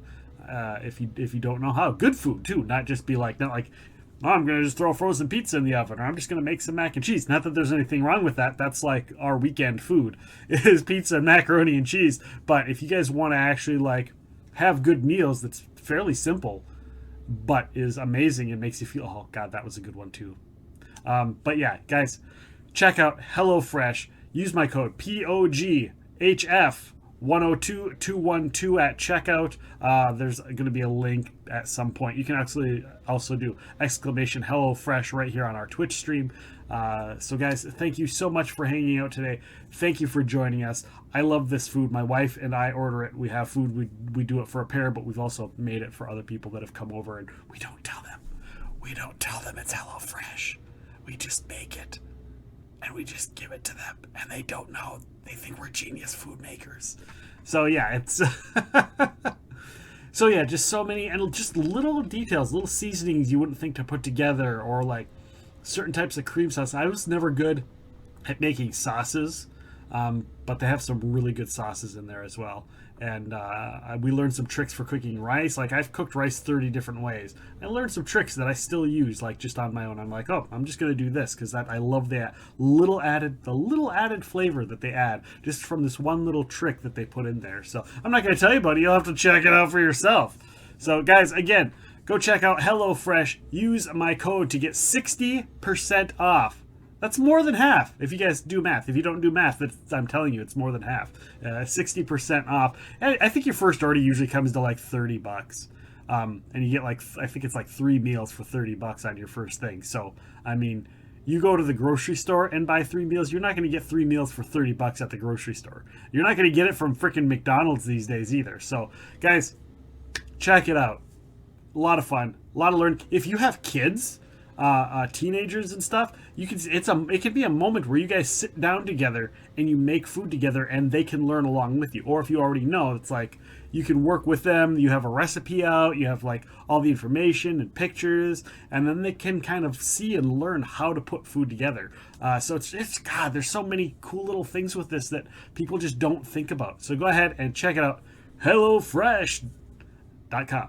So you can go to streams.net, HelloFresh _epic _realms, blah, blah, blah, blah, blah, or click the link. Or just go to HelloFresh.com and enter the code POGHF102212 to get your 60% off and free shipping. Guys, thank you so much for hanging out tonight. Thank you for watching this BS of promotion, because it's not BS. It's just me chatting, but it's long-winded, and I appreciate you guys listening. So check out HelloFresh, put in your order, support our stream, support our show, support our podcast, support our podcast's guests, and pick up some HelloFresh, and I will chat with you down the road.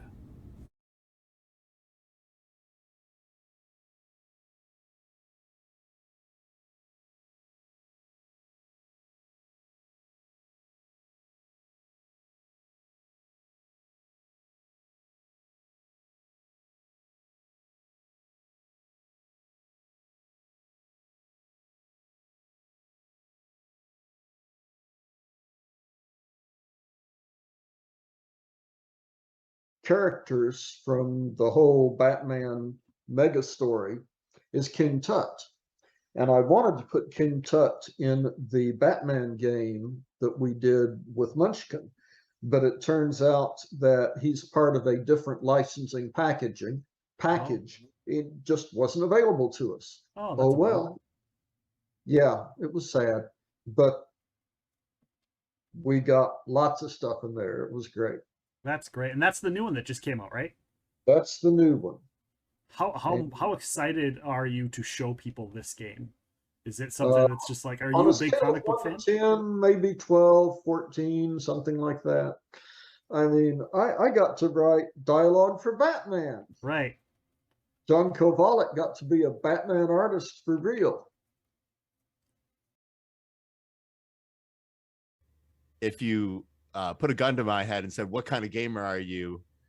I might say role player, like as my core, like Nice. my core person. Yeah.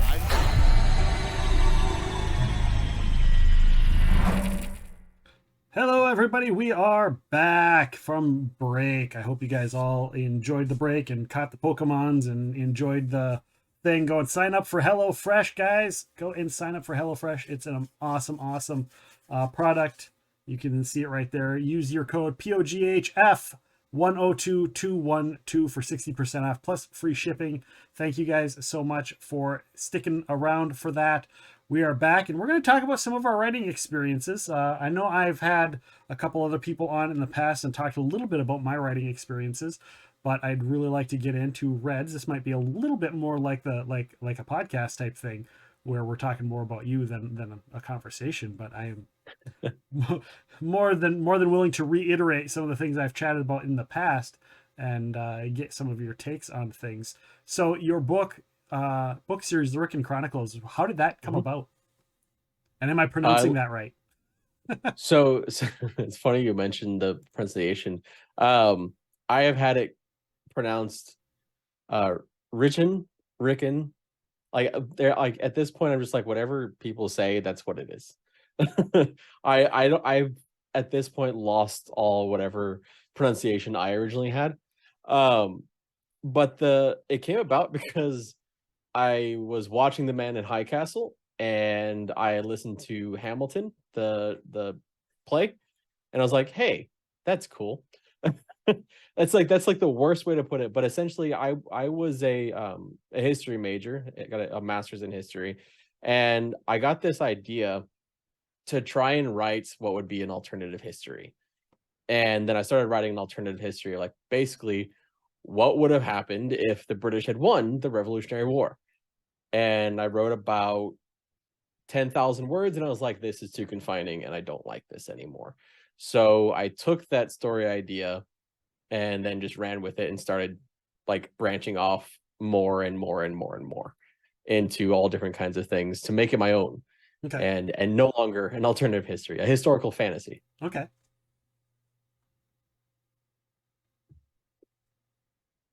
And what happened? Tell us about it. Tell us about the book. Sorry. I was looking at chat and I looked up and I was like, he's not talking about it anymore. Was he done? Was that the end? Was there more? Yeah, I mean, so essentially what happened was I wrote out the book and it just kind of took on a life of its own, and it kind of expanded out. Like the first book is pretty confined in a lot of ways, and there's definitely I took it to writing groups. I went through, I took a course in Oxford. I was basically like the first book. During that whole process of writing the first book, I was also trying to, one, learn how to write, and then also unlearn all the academic writing I'd done. Yeah. Like two of the big things that my writing group pointed out was that I use a lot of purple prose and that I was never using contractions. And one of the things in academic writing, especially in history, is you are not allowed to use contractions. If you use any contractions, I had courses where if you used any, you would lose complete credit for whatever you're writing. So it had been drilled into me to write that way. So my writing was stiff. It was stiff and flowery. Yeah. And that's when I kind of embarked on this journey to make my writing more accessible and more interesting. And the funny thing is, in doing that, my writing became more brutal and a lot more cussing. Yeah. So that's kind of how it came about. And I actually initially I sought out a traditional publisher. I went through the whole querying process. I got some nice responses. I got some not so nice responses. And one of the interesting things was like I got a response saying, hey, this is great. I can't sell it. And I think when I got that message, I was like, well, then I'm just going to do it myself. So that's when I decided to go the route of finding an editor, getting everything done myself. trying to do the things I could on my own, like without paying money for them, like cover design, which I wouldn't suggest to anyone anymore. Just pay someone to do it. That's what I ended up doing. But basically trying to find out how I could get it out there. And that's when I published Rise in 2018, and then followed up with a much longer sequel, Stand, in 2020.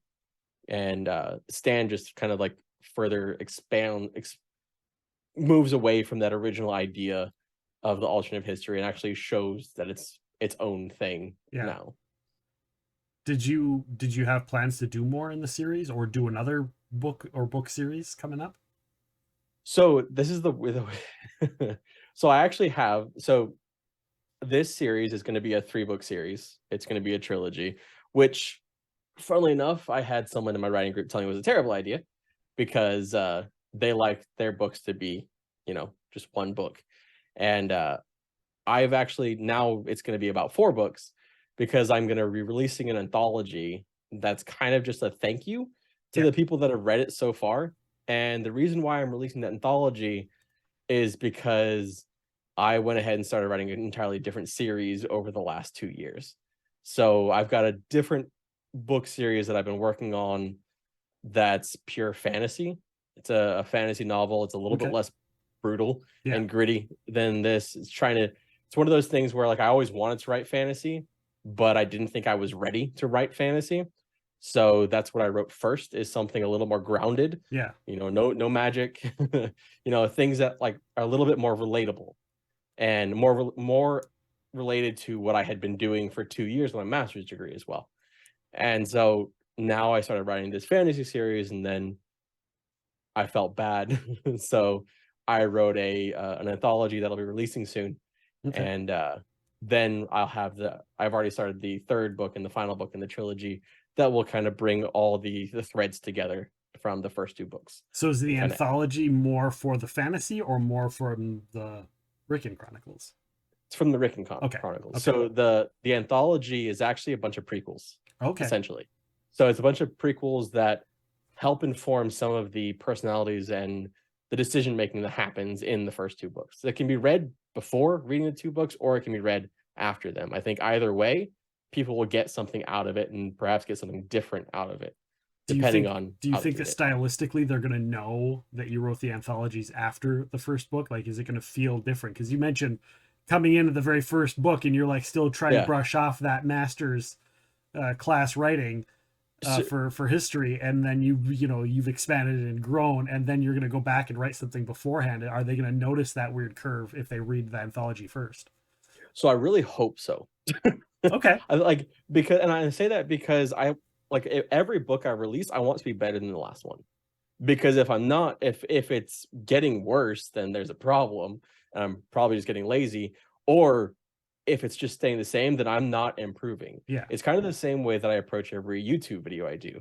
If the next YouTube video isn't better than the last one, then what am I doing? Because it's a constant work to improve in some way.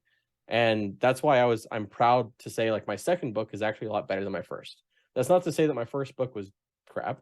It's to say that I learned things. I listened to critiques. I listened to, constructive criticism, and I learned things from my editing process, from my editor, who is wonderful and amazing and like a gem of a person. And that's just applying it to the next thing is the hope. I do hope that'll be noticed. So a lot of people I've noticed, because I'm in a lot of, with having the podcast and all the people that I have on, I see a lot of repetitive things where a lot of people are saying, because you mentioned you had one person that said, I'd rather just be one book. They just want to read one. But it seems a very good majority is that they wait until the series is done, and then they buy them all, and they go boom, boom, boom, boom, boom, boom, boom. And so usually when you have more books out, you're more likely to sell more books, because if they see the third one's out, they're like, oh, I got to get the first one, and then they got to get the second one, and they got to get the third one. Well, there's a whole marketing strategy which I have my thoughts about, which is the best way to sell your first book is to write your second, and how that essentially you write more and it helps sell others. And while there's truth to that, that alone doesn't work, and I have a year of flat sales to prove it. How did you do just like and this, you may not have super Mhm. details on this, but how did you do distribution and stuff like that, doing it yourself? So yeah, I mean, I actually, so I don't know if you know this, but I actually have a writing channel as well on YouTube. I didn't And know that.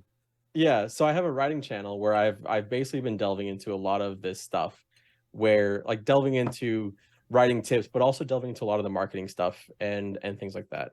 Like when I first interesting, when I first published, KDP, which is Amazon, hadn't like merged with CreateSpace. Okay. So CreateSpace was its own entity kind of under Amazon, but you were still essentially exclusive to Amazon. And then shortly after, they had Kindle Unlimited, which launched. And anyone who's been in the author space for any amount of time knows that Kindle Unlimited is very powerful. It's a powerful way for authors who are not very well known to essentially get kind of sales and get readership, because there's no barrier to entry for someone to read your stuff. Yeah. So essentially, if they have Kindle Unlimited, they can read your stuff. And so that's a really powerful tool, which I was using at the beginning of writing. And I made a decision. Some might say it's a moral decision. Some might say it was because I wanted a better chance at getting a BookBub app. But I made a decision about a year and a half ago, to go wide. And Okay. so now I am completely wide across Barnes and Noble. The one thing I'm not on is Google Books. Google. But I'm on Okay. Apple, basically everything plus Amazon. So the one thing I'm not on is like Kindle Unlimited. So that's where I cannot go, because I'm not exclusive with Amazon anymore, Yeah. except for audiobooks. Except for audiobooks. How did you Mhm. get your audiobook? Did you just find someone you knew to read the audiobook? Did you go through a process? Did you go on, I think there's an audiobook, there's like a place where people can send audition tapes to you, and you can Yes. go through and be like, okay, well, this person's, this price or whatever. What was So the process for that? Yeah. And did you ever think about having it done by someone else, or done a different way, or redone Mhm. maybe? Kind of all of those things. So I was actually approached by a friend, and she offered to do it. And then we talked about how to pay and all these things, and how to go about it through Amazon. After going that way, I learned, because I had always been going by like the Google search of how much does it cost to make an audiobook, and they're like, oh, like $3,000. I paid significantly less. Yeah. And what I found out is that most people actually pay significantly less. So the way that the auditioning process works on something like Amazon, or ACX is what they call it. Yeah. Yeah. Yeah. And the way that it works is people basically bid for your job. Not unlike how I found my editor. I found my editor through a freelancer thing, where I had 100 different editors reach out to me, and then I picked one. But the audiobooks would be done the same way, with different auditioning.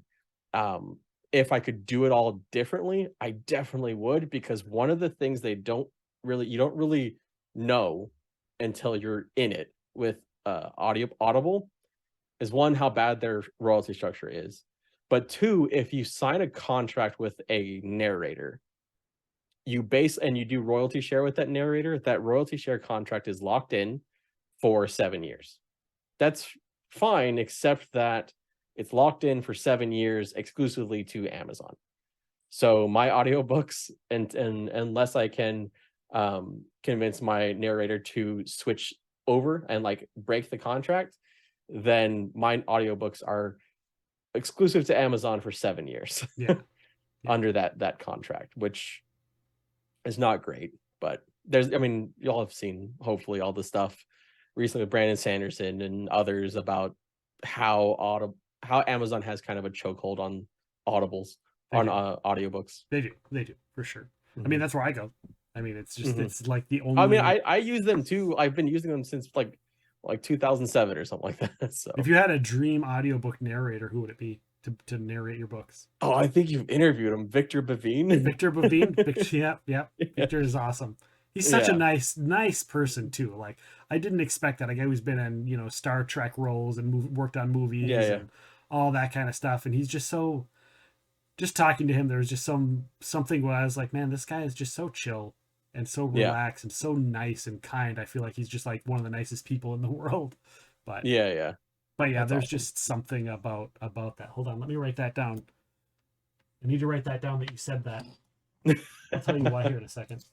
Okay.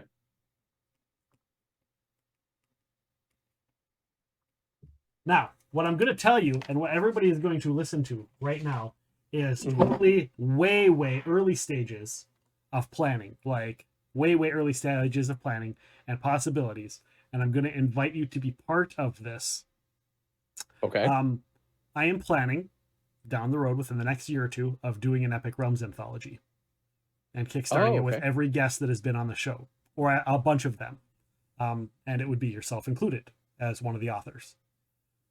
Depending on how Kickstarter stretch goals go, I would also love to reach out to the audiobook narrators who have been on the show at narrating them. And obviously the people that have like if I have a Justin Leslie or a Kevin Hearn on there, obviously Luke Daniels would read their stuff because I've had Luke Daniels on as well as them.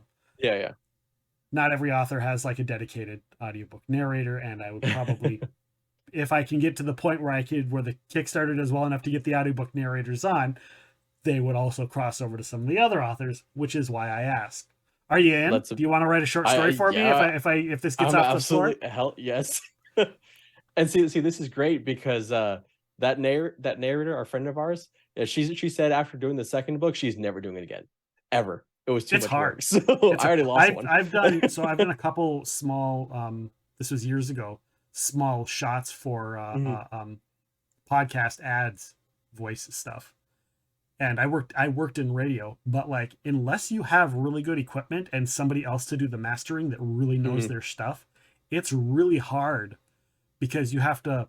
There's so many little enunciations, background sounds, pacing, just quality alone. I can pick up an audiobook and I can instantly go within the first 10-20 minutes of an audiobook. I can go, the quality of this, I can't listen to it. It's so hard. Yeah. And some of them, there have been ones where I'm like, yes, but the narrator is really good. I don't care about the audio quality, or the audio quality is really good, but the narrator sucks. Sort of situation. Those, some of those balances will get through on those. So it's definitely not an easy job to do. Oh yeah, I'm a prolific listener to a lot of books, and I've had ones. It's interesting because I haven't found like a single like this is going to be good or bad kind of thing with audiobooks, but there have been books that people are bestsellers, New York Times bestsellers with great narrators, and I have hated them so much and found the audio actually to be really poor in quality and like unlistenable. Yeah. And the ones that, and normally perhaps it's partially for me, when they're done first person, I just struggle a bit more with it than if they're more omniscient. Yeah. But yeah, like the ones like then there's other ones where like you pick up it has Star Wars on it now, and it's going to be great quality. Maybe they overuse some sound effects here and there. yeah. You just know that it's going to be mixed really because it's all outsourced, right? Like they take that and they take it to another studio. You hear it at the end of the audiobook, like read by, mixed by, music by, sound by, like it's multiple. It goes like through a little miniature production just for a book. Yeah, exactly. It really is. Yeah, for sure. So are you planning, do you want to do audiobooks for your future stuff as well? Oh yeah. I've even reached out to 2 different people regarding my anthology because I don't have anyone yet for the anthology to do an audiobook version of it. And then I want to, when the fantasy book is done, then I want to have like I want to have all that set up, like an audiobook for, like I want that not necessarily to come out at the same time, but I want it to be as whatever I can afford. I want it to be as good as it possibly can be for the fantasy book. Yeah. And a lot of people don't realize that a lot of the audiobook narrating stuff, it's based on number of words, and oftentimes how quickly it would take them to say those number of words. So it's not like how much was this book? I don't know. How big is the book? What's the book look like? What's the subject matter? Because some audiobook narrators, they want, some of them want to branch out, some of them want to stick to their role and be like, I only do sci-fi, and then every once in a while they'll do something else, but they're like, I'm sticking to sci-fi. You never know exactly what you're gonna get. And obviously the more prolific people are like, I want to do a little bit of everything. But like I listen to, say, a Luke Daniels, And, you know, if it's a really serious book, sometimes it's really hard to listen to a Luke Daniels because he's so funny. And he's got like this quirky, he has some really quirky voices that in a really serious book, as much as don't get me wrong, if it's a Luke Daniels book, I'm still going to listen to it. I don't care what it is. But, you know, sometimes I'd rather listen, you know, I'm like, this is something serious. Okay. A Victor Bavine or, you know, some of the other people. It's like, you want to listen to those. So yeah, for sure. What is the difference between writing for your YouTube and writing like your books? Well, so writing for YouTube is like the scripts and things like that. It's more trying to convey information because that's normally how it is. Trying to convey information and trying to be a bit comical at the same time. And then writing books, it's it's just kind of like letting it flow a little bit more with writing books. It comes a little bit more naturally than script writing for me. Yeah. But it takes a lot longer. And it's one of those things that you just kind of get deep into the details at times. And I mean, I keep going back to this because it's actually for the fantasy book that I'm writing. I spent roughly a day researching the cycles of wheat and how wheat grows. And research. Yeah, like it's okay. Well, the music playing, you can finish your thought process. So basically, I use none of it in the book at all. Yeah. I think I referred to like one part of the wheat stem or something like that. But yeah, I didn't. And I did the same thing with boats in the second book. I researched all these things, all these nautical terms. And then I was like, I just researched all these terms. No one else is going to know what these are. And so I'll throw one in for that one like boating nerd out there that's reading the book. Yeah. But everyone else is not going to care. So, you know, just those kind of things. It's a different process. There's a lot more cutting. And I think for anyone, just one last thing on writing, anyone who's like thinking about writing or does write or anything like that, one of the things that is the best way to get rid of filler words or anything like that goes to what you're saying about the cost of audiobooks and how it's often per word. Same thing with editing. It's per word. So you can get rid of a bunch of those that's and cut down on your cost, and then also make your writing a bit better by just getting rid of so many of those filler words. Especially when the editor is going to make you get rid of them anyhow. Exactly. So you're saving yourself money and saving yourself time from your editor getting rid of them in the first place. Right. For sure. Did you I was going to ask you something. I completely spaced what it was, but if you get it, Octavia says, but if you get it wrong on some research facts, somebody out there is going to point it out. Oh yeah. That happens on YouTube and in writing. It doesn't matter. Doesn't matter. And sometimes you get something right and they still point it out. So right. It doesn't matter. Can't please everybody. Maggie says that's me for Red's book. To be honest, the book was so good it kind of doesn't matter what the audio person sounded like. For sure. Thank you very much. That was actually kind of my thought when I was going through it. I was like, I can sit through this because it's really enjoyable, you know, story and stuff. So I was able to stick through it. No offense to the person that did your writing, but as you said, that's not really what they do for a living. No, it was them essentially doing me a favor in a lot of ways, and we're bound by some Amazon contracts, but it's but just thinking about 5 more years, you can redo it. Well, and I was even thinking like you know, doing like a whole, once I have the third book, doing new editions and things like that too. You know, try and get more of a, because I'm a sucker for those productions, the Star Wars productions. I really actually like those. Like beyond just the normal narration. I think like sometimes they add some ambiance to it with some of their sound effects and some of the music they put in, stuff like that. Yeah. Maggie says she did well, though, to be honest. Could have used maybe some audio tweaking, but that's all in my opinion. And I respond, I was like, I agree. It was more of the audio quality than her as a performer. Yeah. I think her as a performer was just fine, but some of the quality The mastering, having it mastered by, Yeah. somebody might have And been a little bit better, or having, depending on your microphone and your setup, and if you have a sound room and, that kind of stuff. yeah, like having, I was gonna say, a soundproof room and stuff like that. Yeah, Yeah. like I have sound And panels and stuff in here, but it is not by no means it's not a sound room. It's not necessarily meant for that. As much as I would love for it, eventually I would love to do more voice type work, but that's, not where Yeah. I'm at right now. Build a whole room for that. Yeah.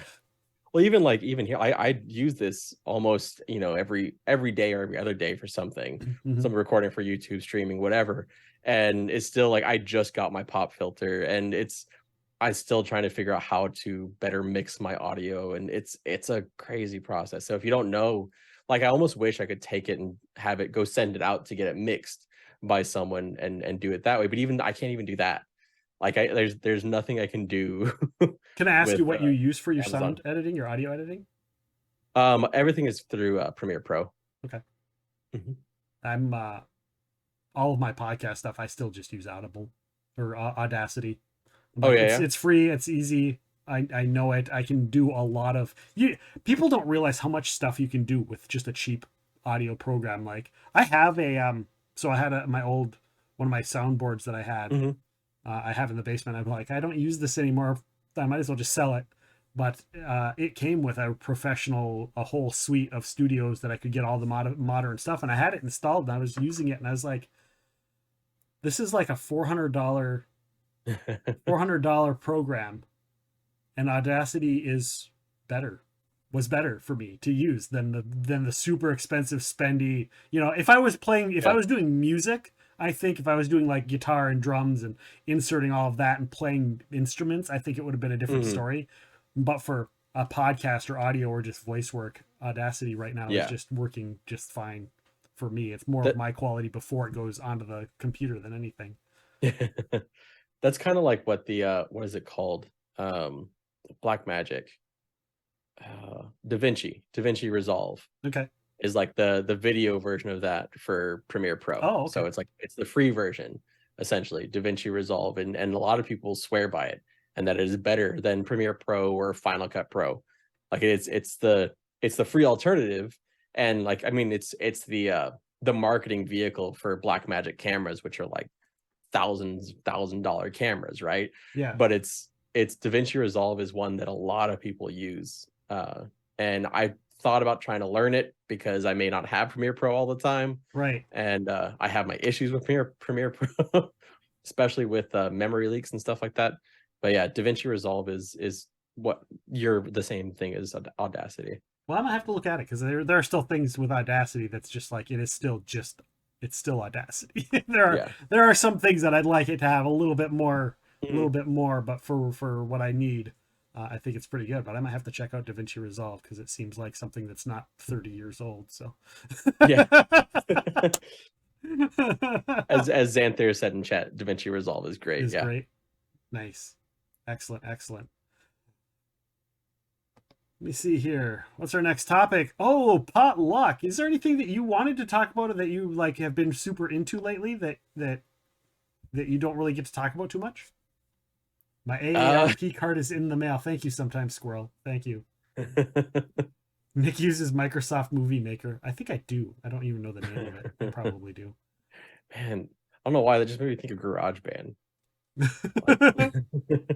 That program from Apple. I haven't had an Apple in a long time. I don't know why. But I mean, like, one thing, like, we didn't really talk much about like RPG games, so that's one thing. Yeah. What are you? We talked a little bit about like Baldur's Gate and stuff, but that's true. What's your big classic? Like I loved Dragon Age, and we actually role played. We role played. I role played in D&D. It was D&D. We role played in 3.5 the story of the first Dragon Age game before I even knew the first Dragon Age game existed. My GM had played through it multiple times, and so he ran it. And then he was literally referencing stuff in the game and looking up online if people made certain decisions, what would happen, and then role played us through it. And then it wasn't until afterwards, like, it's a video game. I was like, what? So I had to go and get the game, and I was like, and I made all the same exact decisions we made. Yeah. And I totally got the same result. So So do you remember what you did with Isolde? with Just which out one? of curiosity. With Isolde, by any chance? Which one was that? It's been years. Uh, it's the very beginning at Redcliffe. There's the mother and the child, and you have to pick between the two of them. I don't remember. I don't. Okay. I honestly don't. So Maggie's laughing in chat because this is something that I did in the game in Dragon Age Origins because I streamed it, and I've been getting a lot of slack for it for I think over a year at this point now. Okay.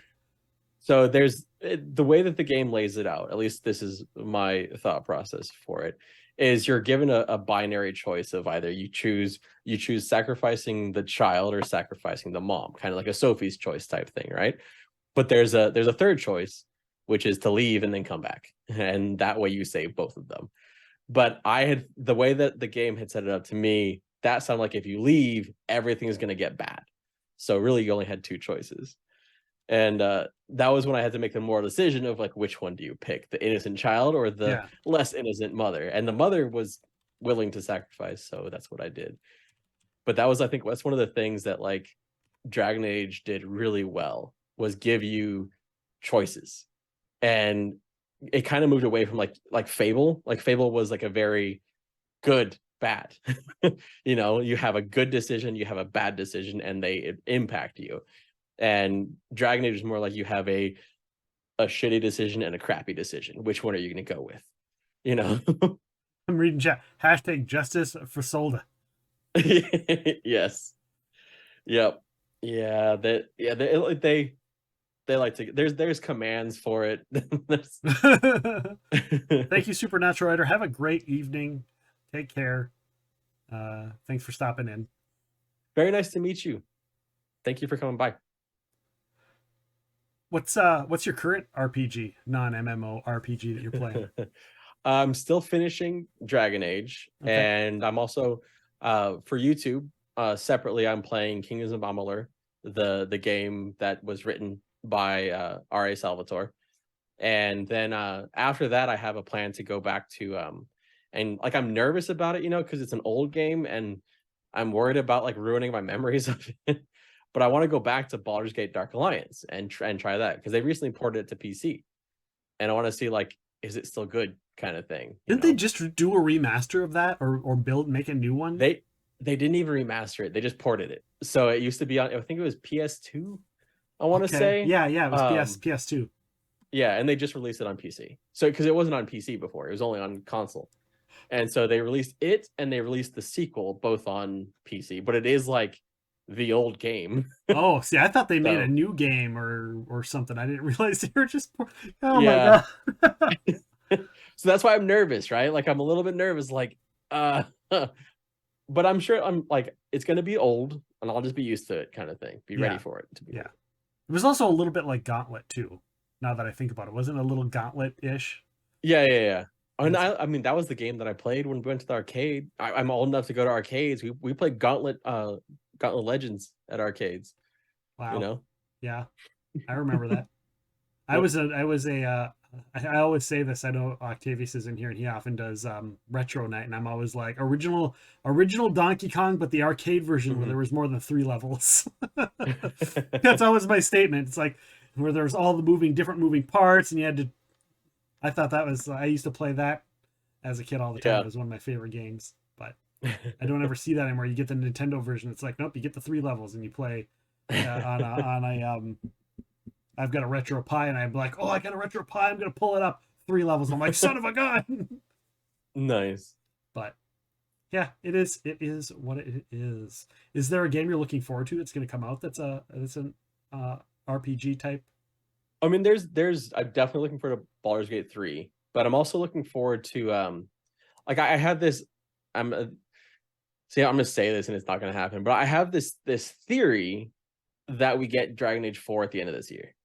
And the reason being that they've talked about how it's ready to go, they've played it all the way through from start to finish.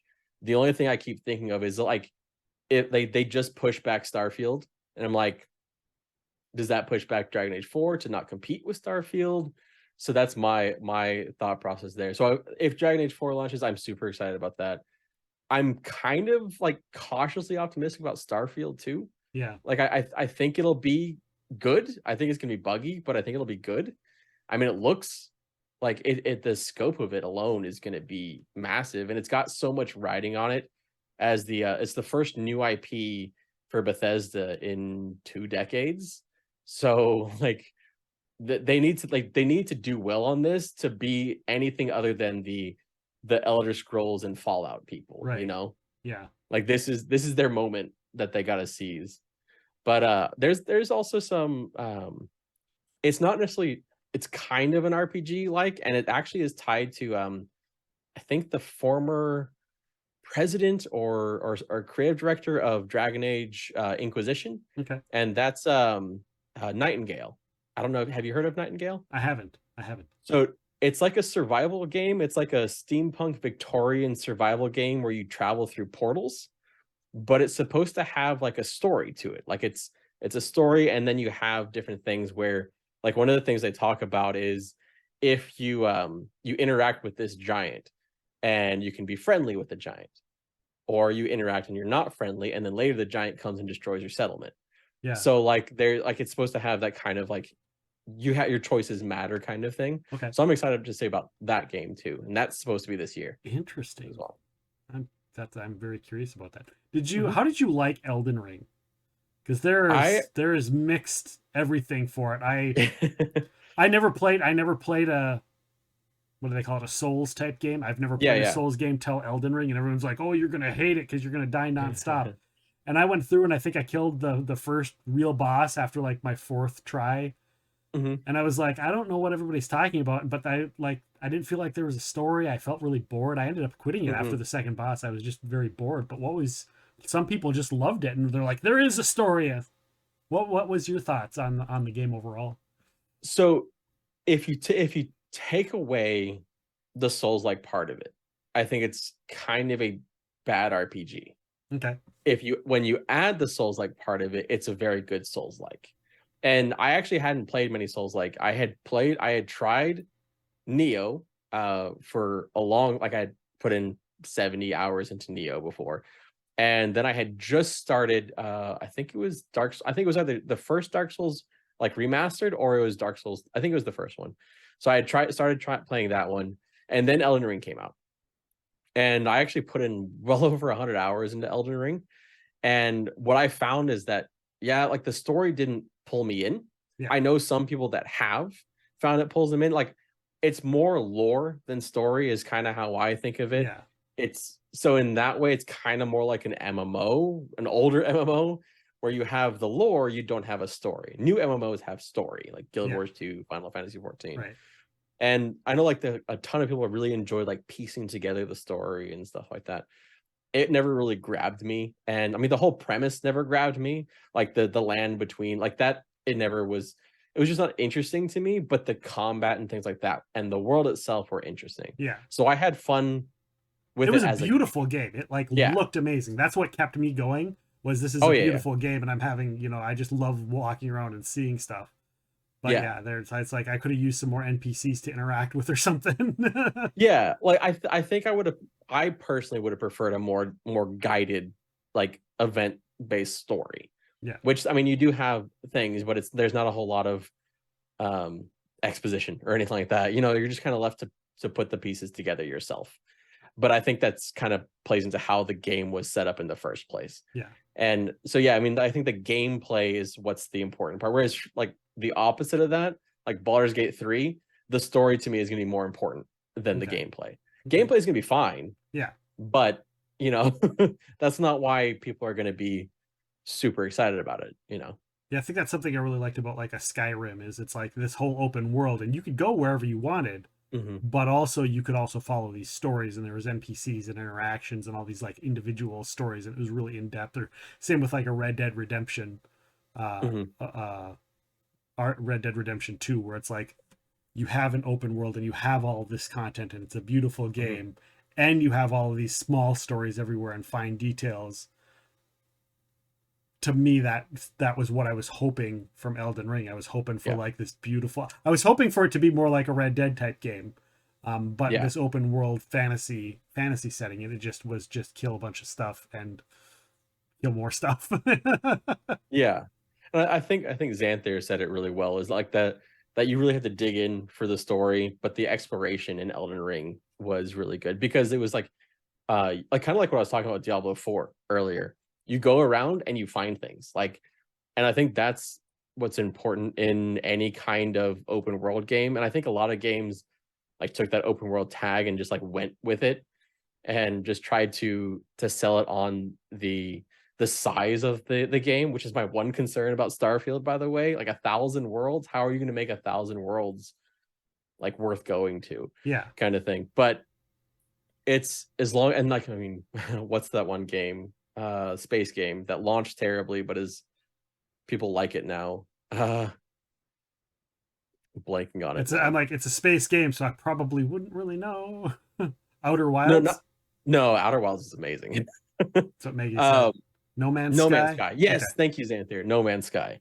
So No Man's Sky had like it was selling point was how big it was and everything, Yeah. and procedurally generated and everything, and it was a lot of like emptiness, and that's kind of like how it is now developed into something, but it took a long time. Yeah. So like having a big open world, but then having it empty, it's not really, I think, that helpful. But Elden Ring was not that way. I think Elden Ring was like a decent size, like the world, but it was still full. Yeah. As far as I did like all the unique items they had. Yeah. In Elden Ring, like you could go all over the place, and if there was like, here's this one specific really rare dagger that's really weird that you could access right away early in the game if you knew like where to go, or all the unique. I always like that, even in my tabletop RPGs. It's like, this is a named item. This particular item is this, and this is the lore for this item. As opposed to, it's just a +1 sword that does these cool things, but it's nothing. Whatever. Exactly. Having these named lord special unique items, and in Elden Ring, it was like they were all over the place. Yeah. You had this unique halberd or a unique dagger or this unique sword or this unique mace, and like whatever your build was, there was a unique weapon for it, or gear or clothes or whatever. I thought that was I did like that. I thought that was pretty cool. I say that about that, and I'm sitting here with a unique printed out RPG sword that isn't super powerful, but well, this will make you laugh. I use Campfire to organize my stories, and I got on this like stream one day, and I created like 10 or 15 different unique items. I was just picking off names and like putting all these names of all these items. I don't know that I'm ever going to use any of them in the books, but I'm like, this is cool. Yeah. And like I just started creating all these unique magical items that would be within the world, because I thought that was cool. And you have like, it reminded me of things like Sting, and like, so having those kind of items that have identity. I was talking about when we were talking about tabletops earlier, with the belts that had strength on it.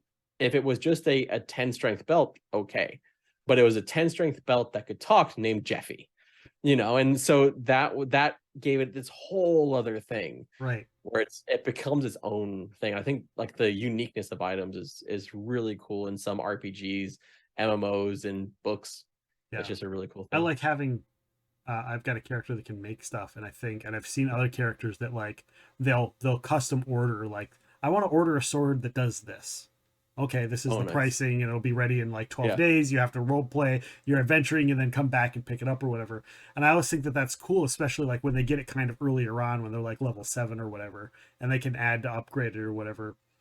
And it becomes a lore. It's a named item, but it becomes that way because they created it. Yeah. So it's their, where did Sting come from? That sort of thing. And like, this is the origin of this weapon that will be around, after the game is over. If you role play a futuristic game set in that world, you could have that magical item show up, and it's like this legendary item of, so-and-so, the so-and-so once wielded this item, and that's somebody's character. But to be able to play that while it's happening and go, this is a thing, and maybe even spring it on your players one day that somehow a bard has named your sword and you didn't even know it had a name. Oh, you're the wielder of blah, blah, blah, the sword? What do you mean? Oh yeah, I heard a bard talking about, like, that's to me, that's cool. So Sting is from yeah. England. Yeah, that's what I just read that. No, he's not. No, he's not. But he has been former world heavyweight champion a couple times. So I mean, touche. Well done. Well done. I actually have a photo that I think it's found. from like New Hampshire or something. There's an actual video or a picture. You can look it up online. If you type in Sting with Sting, you'll find it, and it's Sting the wrestler in his face paint without a shirt, Yeah. playing guitar, and next to him is Sting the musician watching him. It's like really cool, Oh, but that's it's an great. actual thing that happened. So, That's awesome. oh gosh, I don't even know where we were. Derailed by Sting. Derailed by Sting. Mm-hmm. Oh, I know. So I've been playing it a lot lately on stream. Have you played Cyberpunk, and what are your thoughts? I have not. I think I booted it up once, and I didn't get very far. Like the whole first person was a little bit disorienting to me, but also my computer can't really handle it very well. Oh, okay. So I think that's a game I need to wait for until it's not like a slideshow. So when I get Oh, an man. upgrade. Yeah. Yeah. Well, when you get an upgrade, I highly suggest. I wasn't like I knew about it, and I liked the idea of sci-fi futuristic Yeah. worlds. I like, Blade Runner and stuff like that. And I thought one of my friends gifted it to me. Is like, you need to play this on stream. Cyberpunk. Did I say pink? Did I say pink? Yeah, you did, but I was just moving past it. Cyberpunk. Sorry. Maybe I was like swallowing. I had just had a drink of alcohol. I don't know. I'm gonna make up excuses. Sorry. That's gonna be stuck with me forever. They're gonna every time I play it, It's gonna be clipped. Yeah, it's gonna be clipped. They're gonna be like Cyberpunk. I really enjoyed it I've really been enjoying it for like it's got a pretty good story to it. It to me it feels like an like not an MMO, but it feels more like an RPG, sci-fi RPG than a lot of other stuff. Holy crap. I don't even know what balls I have. That didn't come out right. Never mind. Talking about Pokemon. Talking about our Pokemon chat game. Son of a gun. Thank you, Lyric. Thank you, Xanther, for the follow. Thank you so much. To be honest, I thought that was a nickname for the game. I don't know. Yes, that's totally what it was. It's totally a nickname that we made up on the fly. But yeah, I'd highly suggest if you like RPGs, I think it's like a very futuristic sci-fi like RPG type game. I'm really digging it. I definitely want to give it a solid try. There's another streamer, great streamer that I watch called Tibic, and she's been playing it. And so there's one spoiler I know, and because I was just like I was watching, I was having fun watching, and then I caught the spoiler. Like, oh. But for the most part, I think it's mostly like I don't know what's going on with it, so I'm excited to jump in and try it when I can. Same thing with Witcher 3. Like my computer struggles with that game, and I really just want I've put a lot of time into it, but I'm not finished. So both by CD Projekt Red, but I want to try them out. My computer's just a little rough. It's Red. The game is like your books, to be honest. I don't know if that's a good thing or a bad thing. It fucking breaks my heart constantly. Oh god, yeah. There's some heartbreaking moments in there. I want to be honest and Saved by the Bell. I was just gonna say something that I'd get slaughtered for. I'm gonna say it anyhow. I've never played a Witcher game. That's fair. Witcher 1 is not good. Wait for the remake and try it then. Are they gonna do a remake? Yeah, they're doing a full remake of Witcher 1. Oh, okay. Witcher 2 is fine. Witcher 3 is really good. I have a feeling it's kind of like the Assassin's Creeds, where it's like I got the first one and it sucked, and I was like, I'm the kind of person I have to play it from the beginning. And it's like I played Assassin's Creed 1, and I'm like, this is so full of glitches, it's so horrible, and I never played any of them after the first one's really bad. And everyone's like, no, you got to play the other ones. I'm like, but I don't know what happens. They're like, you don't need to. I'm like, yes, I do need to. Well, this is perfect then. So just wait for the remake, because it's still probably going to be a while. But because they just announced it the end of last year. It'll be it'll be about the same time when they come out with a remake of EverQuest. Yes, going full circle there. There we go. I'm good at it. I'm good at that sometimes. Let's see if anybody said anything that we missed. Rope Opera Smackdown. Did you see anything? I mean, got NMS recently. I should be able to remember that at least. I have no idea what that's a reference. That's why I try to keep up while we're chatting, but sometimes we just get into it. That's fair, yeah. They are working. Okay, Witcher 3 is really good. Story is great. I gave up on 1 and 2 because reasons. I'm so hard to play. No Man's Sky. That makes yeah, okay. Okay. Yeah. I was like, it's something that we talked about. Right. Yeah, I haven't played that one either. Are there any other games that you want to play coming up? That just in general, whether it's MMOs or RPGs or just a Candy Crush, I don't know. Rage, Shadow Legends. No. There's a couple MMOs coming up that I want to try, like Throne and Liberty. I just want to try it and see what it's like. That game's been in development for over a decade. I just want to see what it is. But no, I mean, like the main games that I want to try to this year are all RPGs. I'm more excited now than I thought I was going to be about Diablo 4. I think that's going to be a really good game. And I'm excited for Baldur's Gate 3, excited for Nightingale. There's a couple like games that I like. There's a Lies of P, which I'm interested in, which just looks weird. It's like a Souls-like game, but you're Pinocchio. It's like a very dark. It's like a dark take on Pinocchio. Okay. And like you modify your the more lies you do, like it affects your game. Like that's interesting to me. All right. But then like everything else that I'm interested in is like seems like far off. Like Dragon Age 4, Fable, the kind of remake of Fable, and Elder Scrolls 6. Whenever that is. Whenever it happens, maybe sometime. Yeah. They should just go back and be like, Elder Scrolls 6 is set in Skyrim again, and it's the same. same area. Because that's like I've played a bunch of the Elder Scrolls, but I really like still Skyrim for all its glitches and all of its stuff. Like it's just a great. There's something about it. Something about it. Did you mention Ashes of Creation again? Did you mention that? I have not mentioned Ashes of Creation, but I'm interested in Ashes of Creation and Pantheon Rise of the Fallen, but they're not coming out this year. Yeah, that's for sure. I just wasn't sure if we had mentioned it today. I remember when that Kickstarter came out, and I'm always like, what was that game? I can't freaking remember, where you could like build stuff and everybody could come together and build their own little community or whatever. And I thought that was a cool little thing. I also wanted to mention, because I forgot to mention it earlier, and I know our time for the potluck is up, but I wanted to ask you, did you ever play either Adventure Quest or Adventure Quest 3D? Yes, I played both. What are your thoughts on that? I loved Adventure Quest just for fun. Yeah. Because it was so tongue in cheek. Like it was, it was poking fun at MMOs. It was poking fun of itself. I would just I would be playing EverQuest, and then I'd have a browser open with Adventure Quest, just doing like the little battles on Adventure Quest. And then I played the 3D thing, which was cool. And funny enough, like I'm wearing this Breaking Benjamin hoodie. Yeah. I think they did a concert in that game. Oh, really? I know Voltaire did a concert in the game.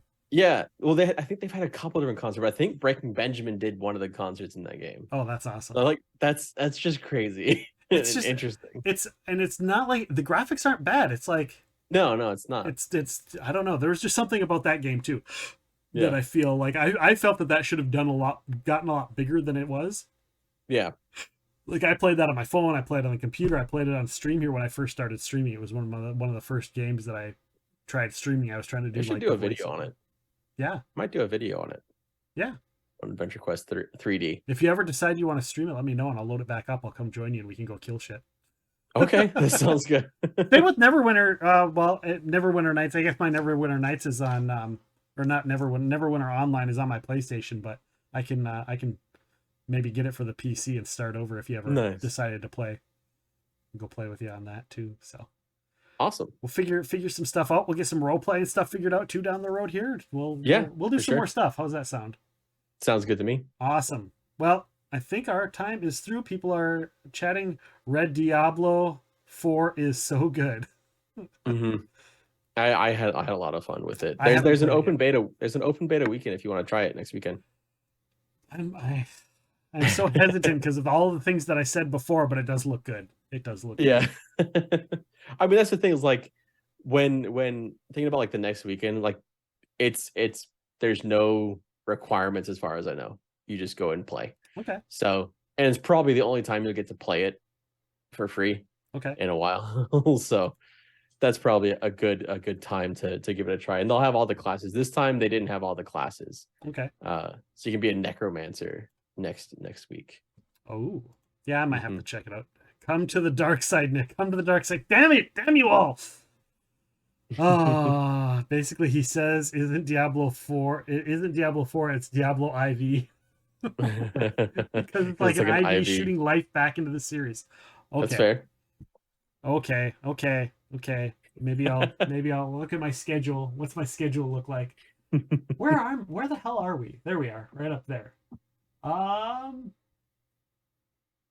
I might be able to on Saturday. I might be able to oh god, I can't believe you guys are making me actually contemplate this. All right. Very possible. Very possible. Imagine having a schedule for gaming. Noob. I have a schedule. It's right there. I just couldn't see where on the calendar it was. It wasn't necessarily for gaming. I'm just telling you what he said. Okay. Red, when are you going to be streaming next? Do you know when your live stream is going to be up next? Live stream, not so much. I do have a video, I think, coming out. I'm going to have a video come out tomorrow, and that's going to be kind of a fun video. Thank you for the party horn. It's a party horn. Do you know this one? No, but at first it sounded like the turtles. Oh, it just keeps going, just to let you know. The first time I got it, I was like, this is so funny. The first time it got played, I couldn't stop laughing throughout the whole thing. It was just constant. I was like, and then I'd go to talk and it would play again and interrupt me. That's amazing. I love that one.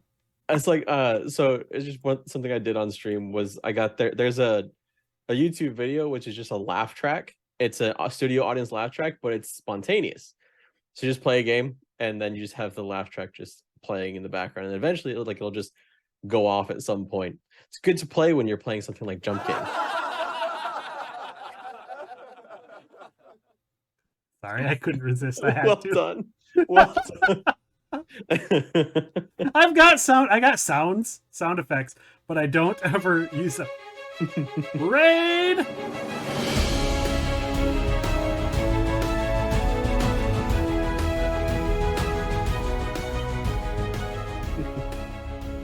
Welcome in, Raiders. Hello, King Aiden. How are you doing? King Aiden, another awesome community member. Does a lot of Warhammer stuff on his stream lately. Oh, like tabletop? No, the gosh, what is that? I'm trying to remember the name of it. It's a it's like Vermintide 2? Yeah, I got Sorry, it. I'm like gonna throw out like all these games. He was just playing Modern Warfare, but I forget Nope. what it is. His wing was eaten by Steven. There's a shout out for him. Some guy named Steven ate my dick.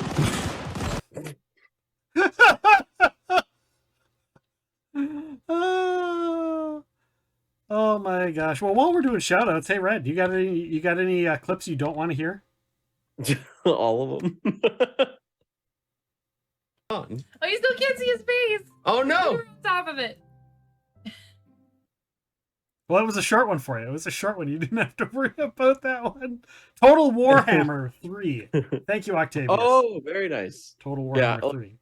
Total War is a great series, great strategy series, and then the Warhammer series is awesome. I played the first one and the second one. Okay.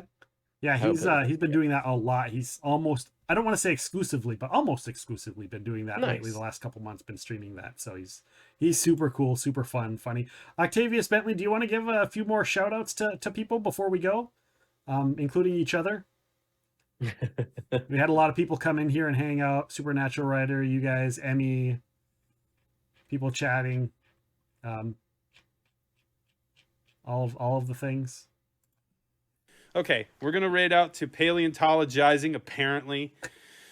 So for those that don't know, Octavius hates Dino Guy, aka Paleontologizing, and continues to Let's tell the story of the first time Emmy spoke to Mucky on Discord. It was abuse at first chat. Like the total opposite of Myth's story. I can't help but feel this would be a better story. Mainly because it is Mucky in it. Oh. We're going to talk about Myth. We're always going to talk about Myth. I enjoy watching people's clips because you never know what's going to pop up. Yeah. I used to fast-paced games to get used to puppies. Muscular today though. Like I don't feel very strong, but I feel like oddly muscular. I feel like I grew my shoulders a lot in the last couple days. I like that. Supernatural Writer is the one that does is putting together a phone book production company and does a lot of workout streams and like ride along. So like you'll get a section of time where like people will be working on projects, usually like writing stuff or other projects, and you can set your task. So you like exclamation mark task and be like, finish the next chapter. And then when it's done, it's exclamation mark done. So she does a lot of like work along streams and stuff like that. Oh, that's cool. That's a really cool idea. That's it. We're just really cool balls, nothing but balls. Yeah, it actually will show balls, like your list, the list of all the people that have tasks. Yeah. And Pokemon on the thing. Got to worry about the balls too. Hey, I've been working out a little bit. It shouldn't matter if you're getting it that hard. You're gonna lose your breath. So many awesome community members. Why am I doing this on stream? I'm going backwards.